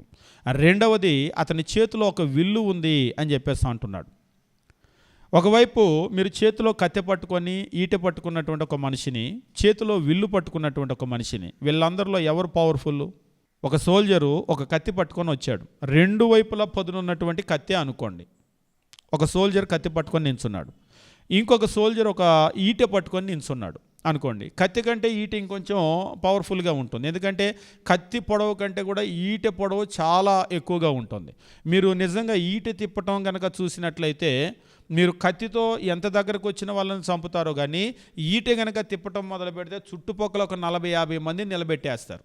ఒక మనిషి నిజంగా ఈటె పట్టుకుంటే మీరు ఎప్పుడైనా సరే ఈటెతో చేసేటువంటి ఫైట్ చూడండి. అంటే ఫస్ట్ సెంచరీలో ఫైట్లు కనుక చూసినట్లయితే నిజంగా రియల్ ఫైట్లు అయ్యి, ఒక మనిషి ఈటె చేతిలో పట్టుకున్నాడంటే చుట్టుపక్కల దగ్గరకు రాకుండా ఒక 40-50 మంది నించోబెట్టేయగలడు అంత దూరంలో. ఎందుకంటే ఇలా తిప్పేటప్పుడు దగ్గరకు వచ్చిందంటే ఆ ఈటె చీరేస్తుంది. అలాగా విల్లు పట్టుకొని ఒక మనిషి నించున్నాడు, కత్తి పట్టుకున్న ఒక మనిషి, ఈటె పట్టుకున్న ఒక మనిషి, విల్లు పట్టుకున్నటువంటి ఒక మనిషి. వీళ్ళ ముగ్గురులో కూడా ఎవరు శక్తివంతంగా కనబడతారు మీకు? వీళ్ళ పరిస్థితి కూడా ఎట్లా ఉంటుందంటే, మీరు రోమన్ హిస్టరీ చదివేటప్పుడు పార్థియన్స్ గురించి మీరు ఎప్పుడైనా చదవండి. పార్థియులు, ఎలామీలు అని చెప్పేసి మీకు చరిత్ర చదువుతూ ఉంటుంది. ఈ పార్థియన్స్ గురించి కనుక మీరు చదివినట్లయితే వీళ్ళెప్పుడూ రోమీలకు పక్కలో బల్యంలాగానే ఉన్నారు. ఈ పార్థియుల యొక్క ప్రధానమైనటువంటి బలం ఏమిటి అంటే వీళ్ళు విలుక అంటారు మొత్తం కూడా. ఇంకా చెప్పాలి అంటే మనం ఇలా కదలకుండా ఉండి గురి చూసి కొడుతూ ఉంటాం బాణం, కానీ వీళ్ళు ఎంత ఎక్స్పర్ట్స్ అంటే గుర్రాల మీద వచ్చేటప్పుడు, గుర్రం అంటేనే ఎగిరెగిరి వస్తుంది కదా, ఇలా గుర్రం మీద వచ్చేటప్పుడు గుర్రం మీద వస్తూ చాలా వేగంలో వస్తూ వాళ్ళు విల్లు వేసినప్పుడు కరెక్ట్గా వాళ్ళ టార్గెట్ నిజంగా ఇక్కడ పెట్టమంటే మనకు బైబిల్లో చెప్తాడు కదా, వెంట్రుకను నించోబెడితే కొడతారు ఒడిసెలతో అని చెప్పేసి, అలాగ గురి తప్పకుండా బాణం వేయగలుగుతారు వాళ్ళు. గుర్రం మీద వచ్చేటప్పుడు, వేగంగా వచ్చేటప్పుడు వాళ్ళు అంత ఖచ్చితమైనటువంటి టార్గెట్ను కొట్టగలిగినటువంటి వాళ్ళు. నిజంగా ఇది చూపించేటప్పుడు మనకంటే అర్థం కాదేమో కానీ ఫస్ట్ సెంచరీలో దీని కనుక చదువుతుంటే, మొదటి ముద్ర విప్పగానే తెల్లని గుర్రము కనబడెనో, దాని మీద ఒకడు విల్లు పట్టుకొని కూర్చుండి ఉండెనో, అతనికి ఒక కిరీటం ఇవ్వబడెనో. కిరీటం ఇవ్వబడెనో అంటే దాని అర్థం ఏంటి? మీరు గ్రీకులు అంటే క్రీస్తు ప్రభువుని గురించి ప్రకటన గ్రంథం చివరిలో చెప్తూ రాజులకు రాజు, ప్రభులకు ప్రభు అని చెప్పేసి ఆయనకు వ్రాయబడి ఉంటుందని చెప్పేసి కిరీటం కనబడుతుంది. ఆ కిరీటం ఈ కిరీటం ఒకటి కాదు. మీరు గ్రీకులో కనుక చూసినట్లయితే ఈ కిరీటంకి ఉన్నటువంటి పదం వేరే, ఆ కిరీటం వేరే. అంటే కిరీటాలు చాలా కిరీటాలు ఉంటాయి. మీరు కనుక చూశారనుకోండి, రాజు తల మీద కిరీటం ఉంటుంది. అట్లాని కిరీటం పెట్టుకున్న వాళ్ళందరూ రాజులు కాదు. మీరు ఉదాహరణకి యుద్ధం ఎవరైనా చేశారనుకోండి, యుద్ధంలో గెలుపు ఎవరి వల్ల అయినా వచ్చింది, ఎవరి వల్లైనా ట్రోఫీ వచ్చే ఈ గెలుపు వచ్చినప్పుడు ఏం చేస్తారు? అతన్ని హానర్ చేయడానికి ఏం చేస్తారంటే కిరీటము ఆయన తల మీద పెడతారు. అంటే ఇప్పుడు ఆయన రాజు అయ్యాడని కాదు, రాజు కిరీటం వేరే. ఇక్కడ చెప్పినటువంటి ఈ కిరీటం ఏమిటి అంటే గెలిచినటువంటి వాళ్ళకు పెట్టేటువంటి కిరీటం. మరొక రకంగా చెప్పాలి అంటే క్లైమాక్స్ అనేటువంటిది అయిపోయింది. ఇక్కడ తెల్ల గుర్రం ఒకటి, తెల్ల గుర్రం అంటేనే గెలుపుకు చిహ్నం. రెండోది చేతిలో విల్లు పట్టుకొని వస్తూ ఉన్నాడు. విల్లు అనేటువంటిది పోరాటం, అది భీకరమైన పోరాటం. అతని తల మీద కిరీటం ఉంది అని అంటున్నాడు. అంటే అతడు యుద్ధానికి వచ్చాడు, విల్లుతో యుద్ధం చేశాడు. యుద్ధం చేయటం మాత్రమే కదా అతడు గెలిచాడు. అండ్ ఇదంతా కూడా దేని గురించి మాట్లాడుతున్నాడంటే సువార్తను గురించి మాట్లాడుతున్నాడు. చివరిగా అతనికి చెప్తున్నాడు, అతనికి కిరీటం ఇయ్యబడినో, అతడు జయించుటకు బయలు వెళ్ళాను. ఒకవేళ దాన్ని చదివేటువంటి వాళ్ళకి కనుక అర్థమైతే గడగడ వణికిపోయేటువంటి మనిషికి ఒక భరోసా నియమిస్తూ ఉన్నాడంటే ఆల్రెడీ ఆయన జయించడానికి బయటికి వెళ్ళాడు. ప్రతి వ్యక్తి దగ్గరకు కూడా ఆయన వస్తాడు. రోమీలు వచ్చి కలుసుకునేటువంటి ముందు అతడు ఖచ్చితంగా నేను కలుసుకుంటాడు, నేను గెలిపిస్తాడంటే కొంతమంది ప్రశ్న అడుగుతారు, మరి సింహాల బోన్లో ఎందుకు పడ్డారు అని. అంటే భౌతికంగా గెలిపిస్తాడు అని చెప్పేసి చెప్పలేదు, ఆత్మ సంబంధంగా గెలిపిస్తాడు ఆయన. నిజంగా విశ్వాసము లేనటువంటి వాళ్ళను కూడా విశ్వాసంలో బలోపేతులను చేశాడు. ప్రకటన గ్రంథం నిజంగా అందుకే నేను చెప్తున్నాడు, ఏమంటున్నాడంటే 1వ అధ్యాయం 3వ వచనం చదివినప్పుడు సమయము సమీపించింది అని చెప్పేసి అంటున్నాడు. సమయము సమీపించింది గనుక ఈ ప్రవచన వాక్యాలను చదువువాడును వాటిని విని ఇందులో వ్రాయబడిన సంగతులు గైకొనువాడును ధన్యుడు. సమయం సమీపించింది.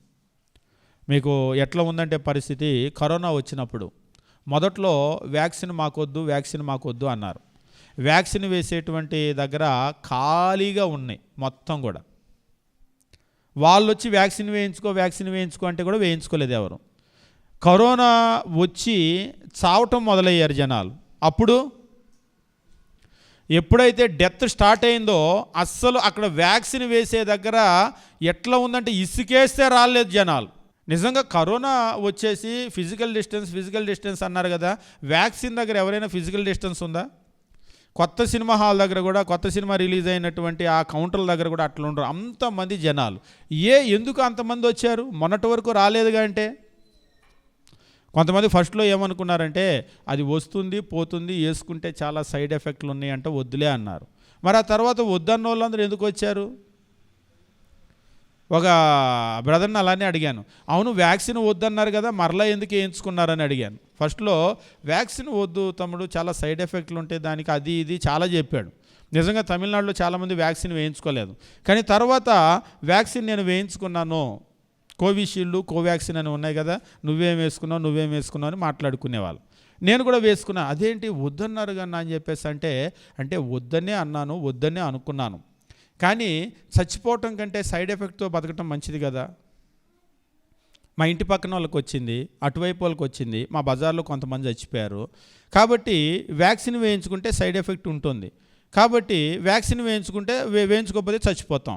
ఈ రెండింటిలో ఏది బెటర్ అని ఆలోచన చేశాను. వేయించుకోకుండా చచ్చిపోవటమా, వేయించుకొని సైడ్ ఎఫెక్ట్లతో ఉండటమా, ఇదే బెటర్ అనిపించింది, అందుకే వేయించుకున్నాను. అంటే దేని గురించి మనం మాట్లాడుతూ ఉన్నామంటే, ఇప్పుడు ఆపద మన దగ్గరకు వస్తుంది అంటే మన రియాక్షన్ ఎట్లా ఉంటుంది అనేటువంటిది మనం బేరీజు వేసుకోగలం. ఇక్కడ కూడా సమయం అనేటువంటిది దగ్గరకు వచ్చేస్తుంది. ప్రకటన గ్రంథంలో చెప్తున్నాడు, సమయము సమీపించింది, దగ్గరకు వచ్చేస్తుంది. కాబట్టి ఇప్పుడు మనం ప్రిపేర్డ్గా ఉండాలి.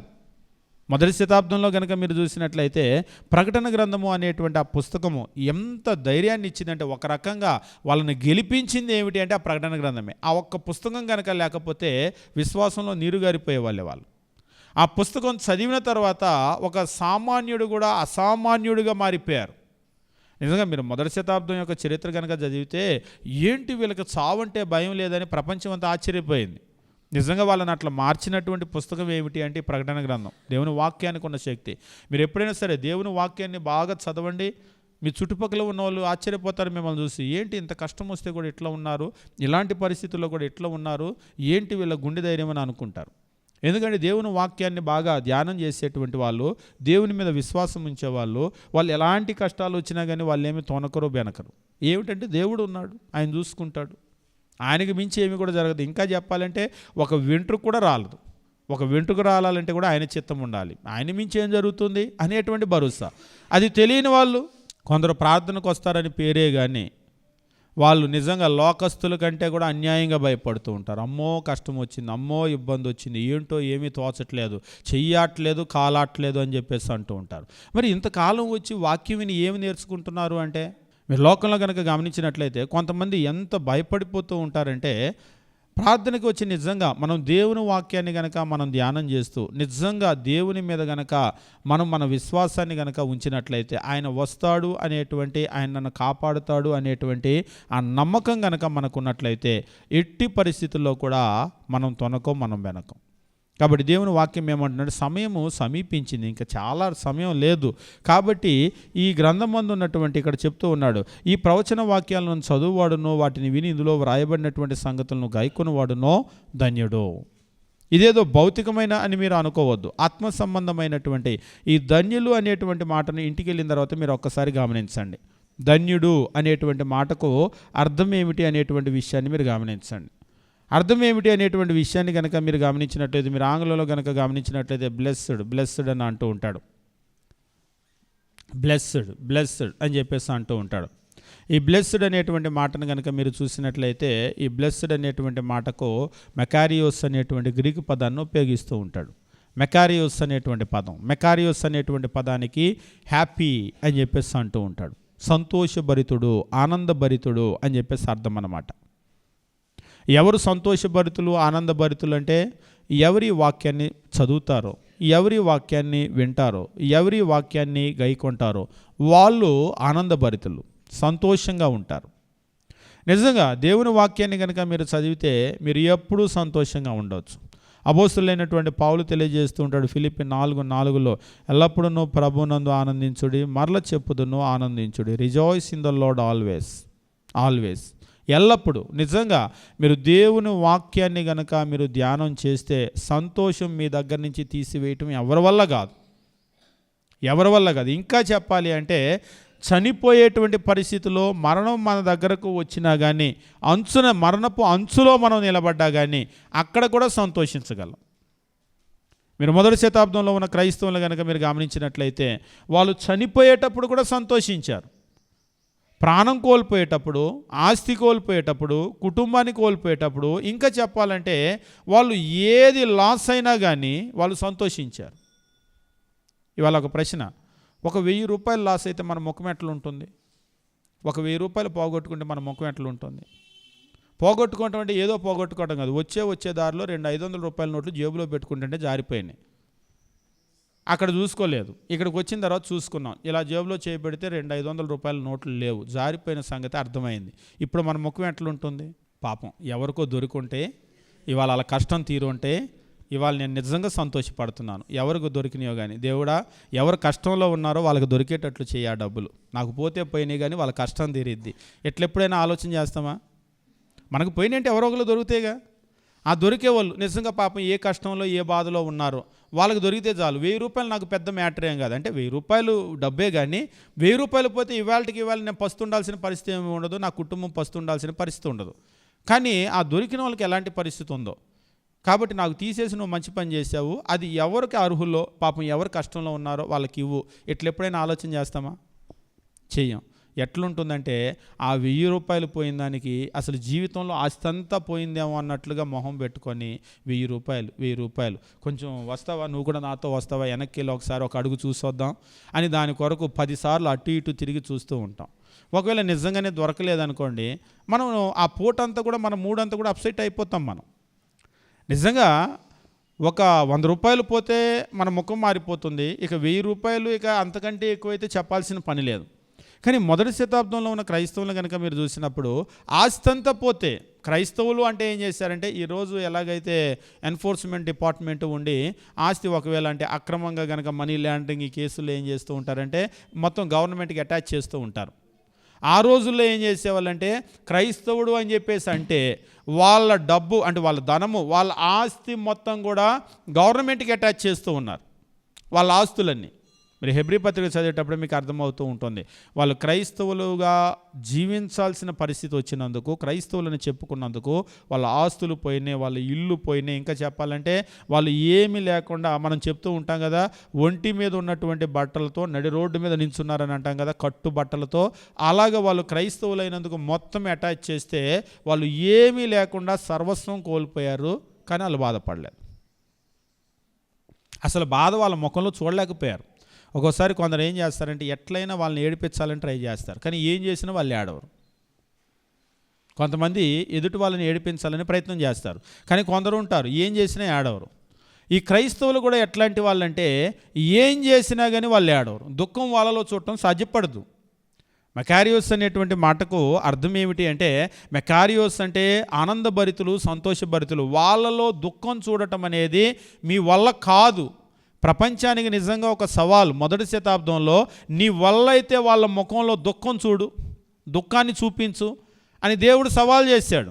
వాళ్ళ ఆస్తి తీసుకున్నారు, వాళ్ళ పిల్లల్ని తీసుకున్నారు, వాళ్ళ కుటుంబాన్ని తీసుకున్నారు, ఇంకా చెప్పాలంటే వాళ్ళ ప్రాణాన్ని కూడా తీశారు. కానీ వాళ్ళలో దుఃఖాన్ని చూడలేకపోయారు. ఏడ్చుకుంటూ అబ్బో మేము ఇలాంటి అసలు ఈ దేవుడి దగ్గరికి రాకుండా ఉండాల్సింది, ఈ ప్రార్థనకు రాకుంటే బాగుండేది, ఇలా బాధపడిన వాళ్ళు ఎవరు లేరు. వాళ్ళ వల్ల కాలేదు. కానీ ఈవేళ వచ్చే క్రైస్తవులు అయితే ఇవాళ ప్రార్థనకు వచ్చే వాళ్ళు పశ్చాత్తాపడే వాళ్ళు ఉన్నారు. ప్రార్థనకి వెళ్ళిన తర్వాత మాకు అట్లా జరిగింది ఇట్లా జరిగిందని పశ్చాత్తాపడి ప్రార్థన మానేసేవాళ్ళు, దేవుడిని వదిలిపెట్టేటువంటి వాళ్ళు ఉన్నారు. కానీ దేవుని వాక్యం మనకు తెలియజేసేటువంటి విషయం ఏమిటి అంటే, సమయము సమీపించింది తెలియజేస్తూ ఉంటాడు. సమయము సమీపించింది గనుక ఈ ప్రవచన వాక్యాలు చదువువాడు వాటిని విని ఇందులో వ్రాయబడినటువంటి సంగతులు గైకుని వారును ధన్యులు. ధన్యులు అనేటువంటి మాట ఊరికినే ధన్యులు అని మనం చదువుకుంటూ వెళ్ళిపోతాం. కానీ మెకారియోస్ అంటే సంతోషభరితులు, ఆనందభరితులు. వీటిని కనుక మనం గైకుంటే నిజమైన, ఇప్పుడు మీరు ఒక్క మాట మనం గమనించండి. ఈరోజు మన చదువు కావచ్చు, మన ఉద్యోగం కావచ్చు, మన వ్యాపారం కావచ్చు, మన ఇల్లు, స్థలము, పొలము, ఇంకా కావాలి అంటే మనం కట్టుకునేటువంటి వస్త్రాలు, లేకపోతే అది ఏదైనా, ఇంకా చెప్పాలంటే మనం పొద్దున లేస్తే తినేటువంటి టిఫిన్ కావచ్చు, భోజనం కావచ్చు, ఇవన్నీ మన సంతోషం కొరకు కాదా? ఈరోజు మన జీవితంలో మనం పడే కష్టమంతా కూడా మన సంతోషం కొరకు కాదా అంటే ద ఆన్సర్ ఈజ్ ఎస్, అవును. ఈరోజు పడే కష్టమంతా కూడా ఎందుకు అంటే, నేను సంతోషంగా ఉండాలి, నా కుటుంబం సంతోషంగా ఉండాలి, నా పిల్లలు వాళ్ళ సంతోషం కొరకే ఈ కష్టమంతా కూడా. కానీ నిజమైన సంతోషం ఎలా వస్తుంది? మన డబ్బుతో కాదు. మనమేదో లక్షలు కోట్లు దాచిపెట్టామని మన పిల్లలకు సంతోషం రాదు, మన మీద ఒక సొంత ఇల్లు కట్టామని సంతోషం రాదు, లేకపోతే ఒక స్థలమో పొలమో వాళ్ళ కొరకు ఆస్తి కూర్చిపెట్టామని సంతోషం రాదు. ఇంకా చెప్పాలి అంటే ఈ మెటీరియల్ వరల్డ్, ఈ భౌతిక ప్రపంచంలో ఉన్నటువంటి ఈ భౌతిక వస్తువులన్నింటి వల్ల వచ్చేటువంటి సంతోషము తాత్కాలికమైంది. మీరు కావాలంటే కొత్త ఉంగరమో లేకపోతే ఒక బంగారపు గొలుసో బంగారపు వస్తువో ఏదైనా కొనుక్కొని మీ మెడలో వేసుకున్నటువంటి, ఒంటి మీద వేసుకున్నటువంటి ఆ మొదటి క్షణం ఎలా ఉంటుందో అద్దం ముందు చూసుకుంటే, పోనీ అక్కడ దాకా బంగారం దాకా అవసరం లేదు, కొత్త చీర కొత్త జాకెట్, చీర దాకా కూడా వద్దు, 100 రూపాయల జాకెట్ ముక్క, కొత్త జాకెట్ కొనుక్కొని మీరు వేసుకొని అద్దంలో చూసుకున్నారు, మీ ముఖం ఎలా ఉంటుంది? ఎవరైనా వచ్చి కొత్తదా భలే బాగుందే అని అన్నారు, ఇంకా అప్పుడు ఎలా ఉంటుంది? అదే సంతోషము మనకు రేపు ఎల్లుండు 4 రోజులు సంవత్సరం తర్వాత ఉండదు. భోజనం చేసాం, ఉదాహరణకి నేను ఇందాక చెప్పినట్లుగా భోజనం చేసాం, మీకు నచ్చిన ఫుడ్ పెట్టేటప్పుడు ముఖం వెలిగిపోతూ ఉంటుంది, తిన్న తర్వాత 4 గంటలు అది అరిగిపోయిన తర్వాత ఇప్పుడు ఎలా ఉంటుంది? ఆకలేస్తుంది, 4 గంటల తర్వాత ఆకలేస్తుంది కదా, ఆకలేసిన తర్వాత ఇప్పుడు ముఖం ఎలా ఉంటుంది? ఇందాడ ముఖం వెలిగిపోయినప్పుడు ఒక ఫోటో తీసి 4 గంటల ముందు నీ ముఖం ఎలా ఉంది చూసుకో, ఇప్పుడేంటి ఎలా అయిందంటే అది తిన్నప్పుడు ముఖం అలా ఉంది, ఇప్పుడు మరి 4 గంటలకు అరిగిపోయింది కదా, అరిగిపోయిన తర్వాత మళ్ళీ ముఖం ఎలా ఉంటుంది? మళ్ళీ నీరసం వచ్చి తినడానికి ఏమైనా ఉందంటే ఏమీ లేదు, ఇందాక బాగా తిన్నావు కదా, ఇవాళకి ఆగు, ఊరుకో రేపు తిందుగాని అంటే ఈ మెటీరియల్ వరల్డ్లో మీరు ఈ ప్రపంచంలో మనిషి ఏం చేస్తున్నాడంటే ఈ తాత్కాలికమైనటువంటి సంతోషము కొరకే ప్రయాసపడుతూ ఉన్నాడు, పరుగులెత్తుతూ ఉన్నాడు. కానీ మెకారియోస్ నిజమైనటువంటి సంతోషం ఇందులో లేదు, అది ఎక్కడ ఉంది అనేటువంటి అడ్రస్ దేవుని వాక్యం తెలియజేస్తూ ఉన్నాడు. ఎప్పుడైతే దేవుని వాక్యాన్ని మనం చదువుతామో, మనం వింటామో, ఇందులో ఉన్నటువంటి సంగతులు మనం గైకొంటామో వారు ధన్యులు. ఇదే కాదు, మీరు బైబిల్లో చదివేటప్పుడు మత్తయి సువార్త కొండ మీద ప్రసంగంలో ధన్యతల గురించి మాట్లాడుతూ ఉంటాడు, ధన్యుడు ధన్యుడు ధన్యుడు ధన్యుడు. వాస్తవంగా కొందరు సీరియస్గా తీసుకోరు, కానీ కొందరైతే దాన్ని చాలా సీరియస్గా తీసుకొని ఆ ధన్యత అంటే ఆ సంతోషభరితులుగా ఆనందభరితులుగా నేను ఉండాలి అని స్ట్రిక్ట్గా వాటిని ఫాలో అవుతారు. నిజంగా ఎవరైతే ఫాలో అవుతూ ఉంటారో వాళ్ళు నిజంగానే ధన్యులుగా ఉంటారు. కాబట్టి మనం గమనించవలసినటువంటి విషయం ఏమిటి అంటే దేవుని వాక్యం మనం ధ్యానించడం వల్ల మనకు చాలా గొప్ప ఆశీర్వాదం. చదవటం వల్ల నాకేంటి ఆశీర్వాదం అంటారంటే, చదవటం అంటే సింపుల్గా చదవటం మాత్రం కాదు, దాన్ని ధ్యానం చేయాలి. కానీ ప్రకటన గ్రంథంలో మాత్రము చదువువాడు అని చెప్పేసి అన్నాడు. సింపుల్గా చదవటం వల్ల కూడా, అంటే మామూలుగా చదవటం వల్ల కూడా, చదివి దాన్ని గాయకుంటే నువ్వు ధన్యుడు అవుతావు. ఒకసారి మీరు న్యూస్ పేపర్ కూడా మీరు జస్ట్ సింపుల్గా న్యూస్ పేపర్ ఏమి మనం మెడిటేషన్ చేయం, న్యూస్ మనం చదువుతూ ఉంటాం, చదివినప్పుడు కూడా మన ఫీలింగ్స్ మారిపోతూ ఉంటాయి. మీరు గమనించరు, జస్ట్ ఒక 2-3 చిన్న లైన్లు చదివితే కూడా మన ఫీలింగ్స్ మారిపోతాయి. అయ్యో అట్లా జరిగిందా, వచ్చేటప్పుడు అంత యాక్సిడెంట్ జరిగిందా, అంతమంది చనిపోయారా, లేకపోతే అంత మేలు జరిగిందా అనేటువంటిది మనల్ని మార్చేస్తూ ఉంటుంది. ఇక్కడ దేవుని వాక్యం కూడా ఏమంటూ ఉన్నాడంటే ఈ గ్రంథాన్ని కనుక చదివితే మనం సంతోషభరితులం అవుతాం, మనం గెలుస్తున్నాం, గెలుపు అనేటువంటిది మన దగ్గరికి వచ్చేసింది. మనం మాత్రమే కాదు, మనలందరినీ కూడా క్రీస్తు ప్రభు గెలిపించబోతూ ఉన్నాడు. అంతిమంగా మనదే విజయం అనేటువంటి విషయాన్ని ఎప్పుడైతే వింటూ ఉంటారో, విన్నప్పుడు నిజంగా వాళ్ళు సంతోషాన్ని అనేటువంటి దాన్ని చూస్తూ ఉంటారు. అంతేకాదు, మీరు గమనించేటప్పుడు దేవుని వాక్యాన్ని చదవటం వల్ల మనకు వచ్చేటువంటి ఆశీర్వాదాన్ని గురించి బైబిల్లో అనేకమైనటువంటి విషయాలు తెలియజేస్తూ ఉంటాడు. యోహాను సువార్త 6వ అధ్యాయం మీరు గమనించినట్లయితే 63వ వచనం మనం చూసినప్పుడు దేవుని వాక్యం ఈ రీతిగా చెప్తూ ఉంటుంది. 6వ అధ్యాయం 63వ వచనం, ఆత్మయే జీవింపజేయుచున్నది అని చెప్పేసి అంటూ ఉంటాడు. ఆత్మయే జీవింపజేయుచున్నది, శరీరము కేవలము నిష్ప్రయోజనము. నేను మీతో చెప్పి ఉన్న మాటలు ఆత్మయు జీవమునై ఉన్నవి. ఆత్మే జీవింపజేయుచున్నది, శరీరము కేవలము నిష్ప్రయోజనము. The flesh is no help at all అని చెప్పేసి అంటాడు. శరీరము కేవలం నిష్ప్రయోజనం అంటే కేవలం అనేటువంటిది పూర్తిగా నిష్ప్రయోజనం. శరీరం వల్ల ఎంత మేలు ఉంది అని అంటే, ఇంకా చెప్పాలి అంటే శరీరం పూర్తిగా నిష్ప్రయోజనం. ఈ మాటను కొందరు అంగీకరించదు. ఉదాహరణకి మనం ఒక ఇల్లు కట్టుకున్నాం అనుకోండి, మనం బ్రతికున్నంత వరకు మన ఇంటి వల్ల మనకు ఉపయోగమే, ఇంట్లో మనం ఉంటూ ఉంటాం. మనం చనిపోయిన తర్వాత ఇంటి వల్ల మనకి ఎంత ఉపయోగం? నా పిల్లలు ఉంటారు కానీ అనుకున్నారు, అసలు మీ కుటుంబం అంతా చనిపోయారు, ఇక ఆ తర్వాత మీకు వారసులు ఎవరు లేరు, లేకపోతే అసలు ఆ ఊరు మీరు వదిలిపెట్టి వెళ్ళిపోవాల్సిన పరిస్థితి వచ్చింది అనుకోండి, దానివల్ల ఎంత ప్రయోజనం ఉంటుంది? ఈరోజు మనము మనకేదో ప్రయోజనం అని అనుకుంటున్నాం, కానీ అంటే ఉన్నప్పుడు ప్రయోజనమే, మనం బ్రతికున్నప్పుడు ఆ ఇంటి వల్ల మనకు ఉపయోగం ఉంది కాదని లేదు. కానీ మనం చనిపోయిన తర్వాత మనకైతే దానివల్ల ప్రయోజనం లేదు. నిన్న మేము ఒక డెత్కి వెళ్ళి వచ్చాం తెలంగాణలో. చనిపోయారు, ఒక పెద్ద మూట కట్టుకొని వచ్చారు, బట్టలన్నీ కూడా, ఆయన బట్టలన్నీ మూట కట్టుకొని వచ్చి మొత్తం తీసి ఆ బరియల్లో ఆ సమాధి తీశారు, పెద్ద గుంట తీశారు, ఆ గుంటలో పడేశారు. అది ప్రొక్లేన్తో తీసిన గుంటలాగా ఉంది. మనిషి నించుంటే లోపలికి వెళ్ళిపోయాడు. అటువైపు ప్రొక్లేన్తో అలాగా తీసేస్తారు గుంట. మన సమాధుల్లోకి అయితే ప్రొక్లేన్లు వెళ్ళవు, ఎందుకంటే సమాధి పక్కన సమాధి ఉంటుంది కదా, అసలు మోటార్ సైకిల్ వెళ్ళనంత ఇరుగ్గా ఉంటాయి మన పెద్ద గుంట. మరి అంత పెద్ద మూట మేము వెళ్ళేటప్పుడే అనుకున్నాం, ఇంత పెద్ద మూట గుంటలో పడేస్తారా అని అనుకున్నాం. గుంటలో పడేశారు. మరి మేము దూరంగా వెళ్ళి నించొని చూస్తూ ఉన్నాం. మరి ఆ గుంట పూడ్చే వాళ్ళు ఏమన్నారో, అక్కడ ఏం జరిగిందో మాకైతే వినపడలేదు, కానీ లోపల ఉన్న పెద్ద మూట తీసి అక్కడ పక్కన విసిరేశారు. ఆ మూట అంతా కూడా ఏంటి అంటే ఆయన కట్టుకున్న బట్టలు, ఆ పంచలు అయితేనేమి, వేసుకున్న బట్టలు అయితేనేమి, కప్పుకున్న దుప్పట్లు అయితేనేమి, ఇవన్నీ. ఒక్క విషయం ఆలోచన చేయండి. ఉదాహరణకి ఆ బట్టలన్నీ ఇసిరేశారు, పోయినాయి అనుకోండి. తెల్లారి ఆయన ఇంటికి వచ్చాడు, బతికిగనక ఇంటికి వచ్చి నా బట్టలు వేయి అన్నాడు అనుకోండి. ఇప్పుడు ఒక్క జత బట్టలు కూడా లేవు, అన్నీ ఇసిరేశారు. ఇప్పుడు ఆయన పరిస్థితి ఏంటి? పోనీ మనల్ని గురించి ఆలోచన చేయండి. ఇప్పుడు మనకి ఇంట్లో అన్ని బట్టలు ఉన్నాయి, మన దుప్పట్లు ఉన్నాయి, మన వస్తువులు ఉన్నాయి. మన వస్తువులు, మన దుప్పట్లు, మన బట్టలు అన్నీ ఇసిరేశారు ఎటో. ఒక్క జత బట్టలు కూడా లేవు, ఒంటి మీద బట్టలు తప్ప. ఇప్పుడు మనం ఇంటికి వెళ్తే మన పరిస్థితి ఏంటి? మొట్టమొదటి ఏంటంటే కనీసం జత బట్టలైనా కావాలి, అంతే కదా.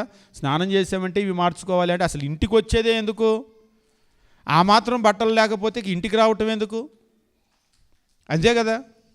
కాబట్టి మనం బ్రతికున్నంత వరకు మనకు చాలా అవసరం అవి, కానీ పోయిన తర్వాత తీసుకొచ్చి మూట అంతా ఇసిరేశారు. దాని అర్థం ఏంటంటే ఇంక వాటి వల్ల ఉపయోగం లేదా, మనిషి లేడు కదా. మనం అనుకుంటూ ఉంటాం ఈ లోకంలో ఇదే ఇదే ఇదే ఇదే అని, కానీ క్రీస్తు ప్రభు అంటున్నాడు ఆత్మయే జీవింపజేయుచున్నది, శరీరము కేవలము నిష్ప్రయోజనము. మనకు ఈ ఇల్లు అయితేనేమి, ఈ బట్టలు అయితేనేమి, వస్తువులు అయితేనేమి, మీ శరీరం ఉంది కాబట్టి మీకు అవసరం. ఈ శరీరం ఎందుకు అంటే, ఎలాగైతే ఇల్లు మనకి మన శరీరానికి ఒక గుడారంగా ఉందో, అలాగే ఈ శరీరం మన ఆత్మకు ఒక గుడారంగా ఉంది. ఆత్మే వెళ్ళిపోయిన తర్వాత ఇక ఈ శరీరం అనేటువంటిది కేవలం నిష్ప్రయోజనము.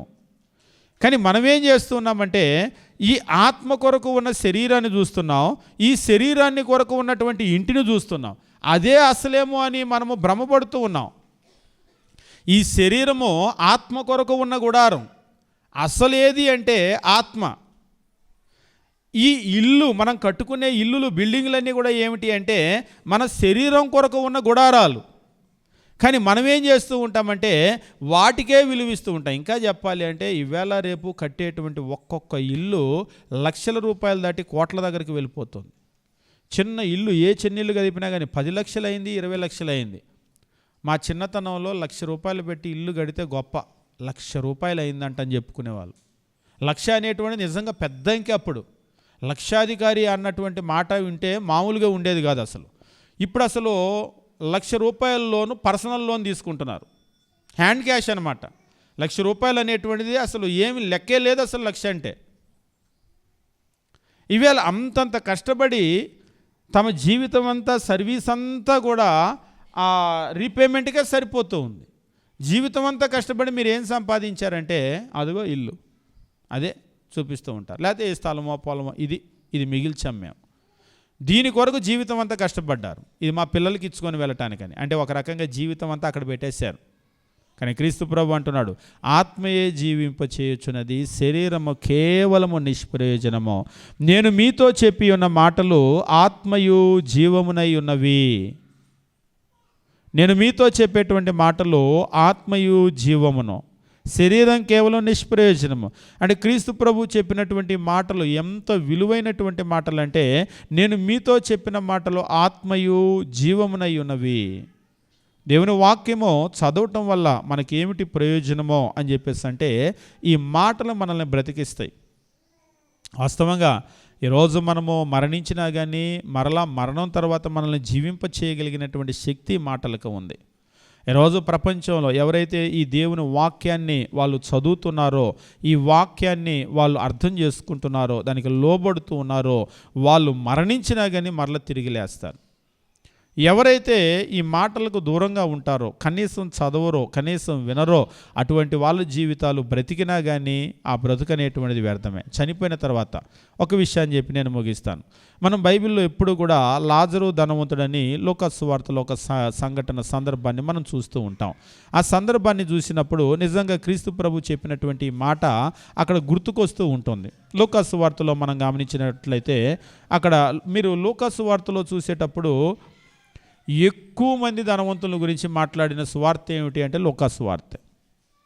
మత్తయి సువార్తలో, మార్కులో, యోహానులో కనబడిన ధనవంతుల కంటే కూడా, ధనం కంటే కూడా లూకాసు సువార్తలో ఎక్కువ ధనాన్ని గురించి, ధనవంతుల గురించి క్రీస్తు ప్రభు బోధించినటువంటి బోధలు రాశారు. కారణం ఏమిటి అంటే లూకాసు సువార్త అనేటువంటిది గ్రీక్స్కు వ్రాయబడింది. లూకాసు వార్త 16వ అధ్యాయం 19వ వచనం నుంచి కనుక గమనించినట్లయితే, ధనవంతుడు ఒకడు ఉండెను, ఉదారంగు బట్టలు, సన్నపు నార వస్త్రాలు ధరించుకొని ప్రతిదినము బహుగా సుఖపడుచుండువాడు అని చెప్పాడు. ఇంతవరకు కనుక చదివాపితే ఎట్లా ఉంటుంది అసలు? ధనవంతుడు ఒకడు ఉన్నాడు, ఉదారంగు బట్టలు, సన్నపు నార వస్త్రాలు ధరించుకొని ప్రతి దినము బహుగా సుఖపడుచుండువాడు అని గనక అంటే అద్దండి జీవితం అంటే. అది డబ్బు ఉంటే అట్లుంటుంది జీవితం అని అనిపిస్తూ ఉంటుంది. లాజరు అనే ఒక దరిద్రుడు ఉండెను, వాడు కురుపులతో నిండిన వాడే ధనవంతుని ఇంటి వాకిట పడి ఉన్నాడు అని అంటున్నాడు. అది డబ్బు లేకపోతే అట్లా ఉంటుంది గతి, అందుకనే డబ్బు కావాలి అన్నట్లుగా అనిపిస్తుంది. కానీ కొంచెం ముందుకు గనక వెళ్ళినట్లయితే ఇక్కడ వచ్చి చెప్తూ ఉంటాడు 22, ఆ దరిద్రుడు చనిపోయి దేవదూతల చేత అబ్రహాము రొమ్మున అనుకుంటూ కొనిపోబడెను, ధనవంతుడు కూడా చనిపోయి పాతి పెట్టబడెను. అప్పుడు అతడు పాతాళంలో బాధపడుచు కన్నులెత్తి దూరం నుంచి అబ్రహామును అతని రొమ్మున ఆనుకుని ఉన్న లాజరును చూచి, తండ్రివైన అబ్రహామా, నా యందు కనికరపడి తన వ్రేలి కొనను నీళ్ళల్లో ముంచిన నాలుకను చల్లార్చుటకు లాజరును పంపు, ఈ అగ్నిజ్వాలలో యాతన పడుచున్నానని కేకలు వేసి చెప్పెను. కేకలు వేసి, అయ్యా ఇక్కడ వేదన పడుతున్నానయ్యా, తన వ్రేలి కొన నీటిలో ముంచిన నాలుకని చల్లార్చడానికి కొంచెం ప్లీజ్ ప్లీజ్ ప్లీజ్ అంటూ ఉంటాం కదా, లాజర్ని పంపించయ్యా కొంచెం. ఇక్కడ మనం గమనించేటప్పుడు ఇప్పుడు భూమి మీద అతడు సంపాదించినటువంటి ధనం వల్ల అతనికి ఎంత ప్రయోజనం కలుగుతుంది? భూమి మీద ఉన్నప్పుడు నిజమే, భూమి మీద ఉన్నప్పుడు ప్రతిరోజు సుఖపడ్డాడు, మనం నో అని చెప్పలేదు. కానీ ఈ భూమి మీద ఉండేటువంటి జీవితం మనకు శాశ్వతమైన జీవితం కాదు కదా. మా ఆయుష్కాలము 75 సంవత్సరములు, అధిక బలం ఉంటే 80 సంవత్సరాలు. ఈ భూమి మీద ఎవరు కూడా శాశ్వతంగా ఉండేది లేదు. మనం ఈ భూమి మీద వదిలిపెట్టి వెళ్ళిపోయే వాళ్ళమే, యాత్రికులమే, పరదేశులమే. కానీ మన ప్రయాస అంతా కూడా దేని కొరకు అవుతుందంటే కేవలం శరీరం కొరకే ప్రయాసపడుతూ ఉన్నాం. అయితే క్రీస్తు ప్రభు అంటున్నాడు, శరీరము కేవలం నిష్ప్రయోజనము అని అంటున్నాడు. అంటే ఒక రకంగా మన ప్రయాస అంతా కూడా నిష్ప్రయోజనం. మనం అంటూ ఉంటాం కదా, బూడిదలో పోసిన పన్నీరు అని చెప్పేసి అంటూ ఉంటాం కదా. శరీరం కేవలం నిష్ప్రయోజనమైంది. అయితే మనం పడేటువంటి ప్రయాసంతా కూడా శరీరం కొరకే ఉంది. కాబట్టి క్రీస్తు ప్రభు ఏమంటున్నాడంటే, నేను మీతో చెప్పి ఉన్నటువంటి మాటలు ఆత్మయు జీవమునై ఉన్నవి. దేవుని మాటలు అనేటువంటివి ఆత్మ జీవింపజేసేది. కాబట్టి ఆ మాటలు అనేవి చాలా ప్రాముఖ్యమైనవి. దేవుని మాటలు నేను ఎందుకు చదవాలి అంటే, నిజంగా ఎంత సంపాదించినా భూమి దాటిన తర్వాత ఆ సంపాదన వల్ల మీరు ఇల్లు కొనండి, లేకపోతే మీకు పొలం ఉండనివ్వండి, ఆస్తి ఉండనివ్వండి, ఐశ్వర్యం ఉండనివ్వండి, భూమిని దాటిన తర్వాత వాటి వల్ల ప్రయోజనం నిష్ప్రయోజనం, ఇంకా చెప్పాలి అంటే బిగ్ జీరో. ఒకసారి ఒక ఆయన అంటున్నాడు, బిగ్ జీరో అయినా సరే స్మాల్ జీరో అయినా సరే దెర్ ఈజ్ నో డిఫరెన్స్. ఏ జీరో అయినా జీరోనే అంతే. అంటే ఒక్కోసారి బిగ్ జీరో అంటారు కదా, బిగ్ జీరో అంటే అదేదో పెద్దదని కాదు. బిగ్ జీరోకి స్మాల్ జీరోకి డిఫరెన్స్ ఏమీ లేదు, ఏదైనా జీరో. కాబట్టి ఈ భూమిని దాటిన తర్వాత వీటి వల్ల మనకు చేకూరే ప్రయోజనం ఏమిటి అంటే సున్నా. కానీ క్రీస్తు ప్రభు చెప్పినటువంటి మాటలు, నేను మీతో చెప్పి ఉన్న మాటలు ఆత్మయు జీవమునై ఉన్నవి. కాబట్టి దేవుని వాక్యం చదవటం వల్ల నాకేమిటి ప్రయోజనం అంటే రాబోయే జీవితానికి మేలు చేయగలిగేటువంటి మాటలు అవి. ఇంకా చెప్పాలంటే నిన్ను బ్రతికించేటువంటి మాటలు అవి. ఈరోజు నీకున్నటువంటి ఆస్తి, ఐశ్వర్యము, స్థలము, పొలము ఇవ్వలేనటువంటిది నీకు అది ఇవ్వగలుగుతుంది. ఉదాహరణకి మీరు రూపాయలు పట్టుకొని ఒక ఫ్లైట్ ఎక్కారు, హఠాత్తుగా మీరు అమెరికాలో దిగారు, మీ జేబులో డబ్బులేమీ లేవు, మీకు అక్కడ చుట్టాలు, బంధువులు, తెలిసిన వాళ్ళు ఎవరు కూడా లేరు, మీ జేబులో రూపాయలు ఉన్నాయి. వాటి వల్ల ప్రయోజనం ఏముంటుంది? మీకు ఆకలి అయితే ఏం చేస్తారు మీరు? ఒకసారి అలాగనే ఒక వ్యక్తి వచ్చినప్పుడు అమెరికన్ టీ తాగుదామని చెప్పేసి వెళ్ళినప్పుడు ఆయన దగ్గర ఇంకా ఇండియన్ కరెన్సీ మార్చకుండా ఏం చేశాడంటే టీ తాగుదామని చెప్పేసి బ్రదర్ని తీసుకొని వెళ్తే టీ తాగిన తర్వాత జేబులో చూస్తే ఈయన జేబులో ఇంకా డబ్బులు మార్చలేదు కదా, డాలర్ ఉంది, ఈ డాలర్ ఇవ్వన్నాడు. డాలర్ ఇవ్వంటే ఎదుట ఆయన నవ్వుతున్నాడు. తమిళనాడులో పల్లెటూరు. ఇది డాలర్ అన్న సంగతి మీకు నాకు తెలుసు, ఆయనకి తెలియదని. అంతే కదా. అమెరికన్ డాలర్ అంటే మీకు తెలుసు, నాకు తెలుసు. ఒకవేళ $10 అంటే మన లెక్కలో ఇప్పుడైతే 800 ఉంటుందేమో. టీ దగ్గర అదే అమెరికన్ డాలరు అక్కడ ఇచ్చి కట్టిక పల్లెటూరులోకి వెళ్ళి $10 ఇచ్చి ఒక టీ ఇవ్వమంటే ఇస్తాడా? ఒక టీ నాకు వద్దు బాబు, వద్దయ్యా, ₹10 ఇవ్వండి చాలు అంటాడు. అంతే కదా. ₹10 ఇవ్వండి బాబు, మాకు వద్దని అంటాడు. అంటే ఒకవేళ మనం ఎంత సంపాదించుకున్నా కానీ దేశం మరి ఆ దేశంలోకి వెళ్ళాము అంటే దానివల్ల, అంటే నేను దేశం మారి ఎందుకు చెప్తున్నానంటే చనిపోయిన తర్వాత ఈ దేశం మారి ఆ దేశం వెళ్తూ ఉంటాం, మరో లోకంలోకి వెళ్తూ ఉంటాం. ఎప్పుడు మేము సమాజుల దగ్గర పాడే ఒక పాట ఉంటుంది, పరదేశులమో ప్రియులారా. వింటూ ఉంటారు కదా మీరు, పరదేశులమో ప్రియులారా. ఆ పాట యొక్క అర్థం ఏమిటి? చిత్ర వస్తువులు. అందులో నిజంగా మనం చదువుతూ ఉంటే ఈరోజు మనం సంపాదించుకునే ఇవన్నీ కూడా పురమిది కాదు. ఇప్పుడు అసలు ఈ పురం కాదు మంది, వేరే పురం మంది. అమెరికా వెళ్ళాలి అనగానే వెంటనే రెడీ అవుతారు. మేము ఎయిర్పోర్ట్లో ఎప్పుడు చూస్తూ ఉంటాం. ఆ ఎయిర్పోర్ట్లో పనిచేసేటువంటి వాళ్ళందరూ కూడా ఎయిర్ హోస్టెస్ అయితేనేమి, లేకపోతే పైలట్ అయితేనేమి, ఎయిర్పోర్ట్లలో వాళ్ళు ఏం చేస్తూ ఉంటారంటే ఏ దేశానికి వాళ్ళు వెళ్ళాల్సి ఉంటుందో ఆ ఫ్లయింగ్కి ముందుగానే వాళ్ళు ఆ కరెన్సీ చేంజ్ చేసుకుంటూ ఉంటారు. చేంజ్ చేసుకొని తీసుకొని వెళ్తూ ఉంటారు. ఎందుకంటే ఈ డబ్బులు తీసుకొని వెళ్తే అక్కడ చెల్లవు, అవి వేరే లోకం కాబట్టి ఆ వేరే దేశంలో అక్కడ చెల్లెయి పట్టుకొని అక్కడికి వెళ్ళాలి. లేకపోతే ఇందాక చెప్పినట్టుగా టీ కూడా దొరకదు మనకి. పరలోకానికి మనం వెళ్ళబోతున్నామంటే ఆ దేశంలో చెల్లేటువంటి వస్తువులు ఇక్కడ మార్చుకొని వెళ్ళాలి. కాకపోతే మనం మార్చుకోము, అన్నీ జీరో, పెద్ద సున్నాతో అక్కడికి బయలుదేరి వెళ్తాం. ఇల్లు ఇక్కడే ఉంటుంది, స్థలం ఇక్కడే ఉంటుంది, పొలం ఇక్కడే ఉంటుంది, కష్టమంతా ఇక్కడే పెట్టి మార్చుకోకుండా అక్కడికి వెళ్ళిపోతాం. అక్కడికి వెళ్ళిన తర్వాత మన చేతిలో ఏమీ ఉండదు.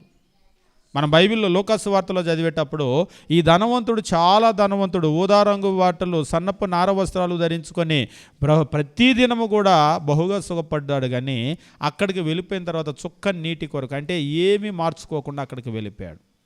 కాబట్టి క్రీస్తు ప్రభు చెప్తున్నాడు, శరీరం కేవలం నిష్ప్రయోజనము, కానీ మనుషులు దానివైపే ఆలోచన చేస్తున్నారు. నేను చెప్పేటువంటి ఈ మాటలు ఆత్మయు జీవమునై ఉన్నవి, వాటిని గట్టిగా పట్టుకోండి అని అంటున్నాడు. శరీరం కేవలం నిష్ప్రయోజనము.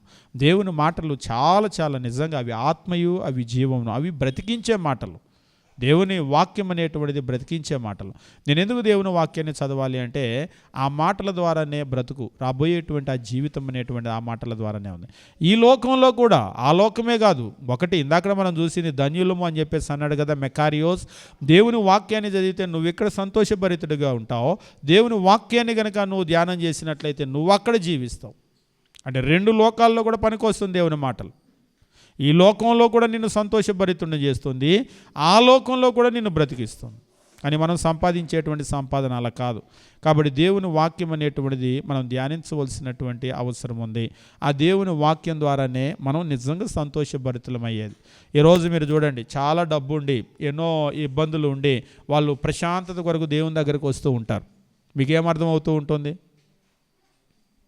చాలా డబ్బులుండి, ఆస్తిపరులుగా ఉండి, ఎక్కడా లేనటువంటి ప్రశాంతత కొరకు దేవుని దగ్గరకు వస్తూ ఉంటారు. మీకేమనిపిస్తుంది అదంతా కూడా చూసేటప్పుడు? అప్పుడప్పుడు మాకు కొంతమంది ప్రేయర్ రిక్వెస్ట్లు చెప్తూ ఉంటారు. ప్రేయర్ రిక్వెస్ట్లు చెప్పేటప్పుడు లాయర్లు, డాక్టర్లు, ఇంజనీర్లు, రాజకీయ నాయకులు, వీళ్ళందరూ కూడా ప్రేయర్ రిక్వెస్ట్లు చెప్పేటప్పుడు నిజంగా మాకు అనిపిస్తూ ఉంటుంది, ఈ కష్టమన్నీ వాళ్ళ కష్టాలు వాళ్ళే తీర్చుకోగలిగితే దేవుని దగ్గరికి వచ్చి పెట్టాల్సిన అవసరం లేదు. అంటే దాని అర్థం ఏంటి?